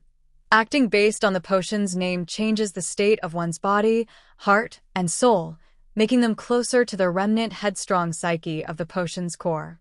This results in resonance, which allows gradual assimilation and absorption. 2. The remnant headstrong psyche spirit of the magic medicine might be like a computer with complete defensive mechanisms. If one wishes to attack it and break it down, they will need to find a bug, security hole, or key. The name of the potion provides a corresponding clue. Thus, we can disguise our body, heart, and soul as part of the system through acting, and so we deceive the system's defenses. This line of thought is similar to Emperor Rosel's description. No matter which guess is right, there is no escaping the body, heart, and soul, for they are the only bridge between acting and the power of potions. Klein put down his pen and looked at the paragraph of text. For a moment, he even wanted to thank the education he received from the Foodaholic Empire. No matter if he chose science or engineering for his further education, he was equipped with the basics of logical thought. Otherwise, there was no way he could have become a keyboard warrior, nor would he have been able to analyze his current situation. Acting might have an effect, but we'll have to wait and see for the specifics, Klein guessed. After that, he wrote down his second question. Why would a seer, being more well-learned and professional in the domain of mysticism, be lacking in means when it comes to direct combat? Wouldn't being more well-learned and professional make a seer even more powerful, giving them the ability to discover a way to defeat their enemies? The reasons could be: first, just like the web novels I've read in the past, I have transmigrated to a game world that has become reality. Thus, different jobs come with different specialties that have to be balanced against each other. But up to this point, there has been no sign of this world being a game, nor are there signs of mission-like developments. I'll put this reason on hold, but it's very unlikely. Second, the fundamental law of this world is balance. The Creator made this world with the core idea of balance. Third, potions at the same sequence level would have the same level of power. It is the most optimal state based on what our forefathers found out and summarized. Exceeding this level of power would make it easier for one to collapse and lose control. Below this level of power would make it such that one would not obtain the desired beyond our powers. Thus, under the situation of a balanced power level, being stronger in one area would naturally mean that one is weaker in another area. Fourth, everything in this world originated from the same source. They were formed by the remnants of the Creator. Thus, everything in this world is technically fragments of the Creator, and the fact that they have to complement each other would mean that there are inherent shortcomings to an individual. I am leaning towards the third and fourth reasons, but the latter stems from an unconfirmed myth and can only serve as a guide. Thus, I shall use the third reason as a guide and try to ascertain it using my current knowledge and future studies. At this point, Klein had already written 2 full pages but did not stop. Instead, he penned a new question. From what I learned today, my luck enhancement ritual is categorized as a classic ritualistic magic. Similar kinds of ritualistic magic can be split into 3 parts, the first being a sacrifice that sparks the interest of a corresponding existence. The second is comprised of incantations specifically describing the existence in question. The third is using simple formatting and symbols to convey what one is asking for. Using this as a benchmark to analyze the luck enhancement ritual, there's an obvious problem. There is no third part. It has the sacrifice aspect in the placement of staple foods and walking a square in a counterclockwise manner with 4 steps. There is also a clear indication who the incantation is for, such as the phrase, "Blessings stem from the immortal Lord of heaven and earth." But all I did after was close my eyes and wait. There was nothing in the ritual that described the goal of enhancing my luck. In other words, the corresponding existence has no way of knowing what the so-called luck enhancement ritual is asking for, and can only do as they see fit. Do as they see fit. What a troll. Isn't that darned quintessential divination and arcane arts of the Qin and Han dynasty too much of a troll? I must have had rocks in my head back then for trying. Klein stopped writing and took 2 deep breaths, trying hard to calm himself down. He spat out a foul breath and continued writing. I can consider redesigning the ritual, making it more complete. The motive of the ritual shall be to return to Earth, back to the world with my parents and friends. Then here comes the question, was the entity truly acting on a whim? Or is there a deeper meaning to it? Also, is the entity that the descriptive incantations point towards in this world the same one from Earth? If so, the difference in results between the first and second ritual could be explained as the entity doing as it wishes. But the results of me appearing above the gray fog during the second and third time, while being able to connect to justice and the hanged man, has basically no differences. Why would that be so? If the fourth ritual tomorrow afternoon shows me the same stable results, that would mean that the effects are consistent. That would mean that the unknown entity has an agenda I do not know about. If that is the case, adding new descriptions and requests would not get me a clear response. In fact, it might complicate the ritual and result in adverse effects. Would the difference between the first ritual and the subsequent rituals, under the premise that the entity I called upon is the same one, mean that the results would be different depending on the world I'm in? It is like I am using a different interface. Then how can I design it to obtain my desired outcome? If I think that the entities behind the first and subsequent rituals are different, some of the questions can be perfectly answered. But similarly, the stability of the results in the second and third rituals would mean that the entity I am praying to has a certain agenda, and there is no way I can change that for the time being. The most important question is the identity of the entity that the ritual is directed. Where is he, and why doesn't he give me any clues or guidance? Could he be deep in the world of fog? Can I treat him as an entity in slumber, an entity that would give fixed responses if I give him a certain stimulus, but would not interfere with what I do other than that? Then I can introduce a different ritual as a stimulus and conclude whether the feedback I receive is regular. That way, I can find the correct method of returning. But the problem lies in the possibility that he is not asleep. In that case, such tests might result in terrifying outcomes. It might be really dangerous. The first attempt must be conducted with extreme caution. The design must not anger the being. What a headache. I need more knowledge. Klein sighed and gave a summary. Finally, he wrote down other miscellaneous items.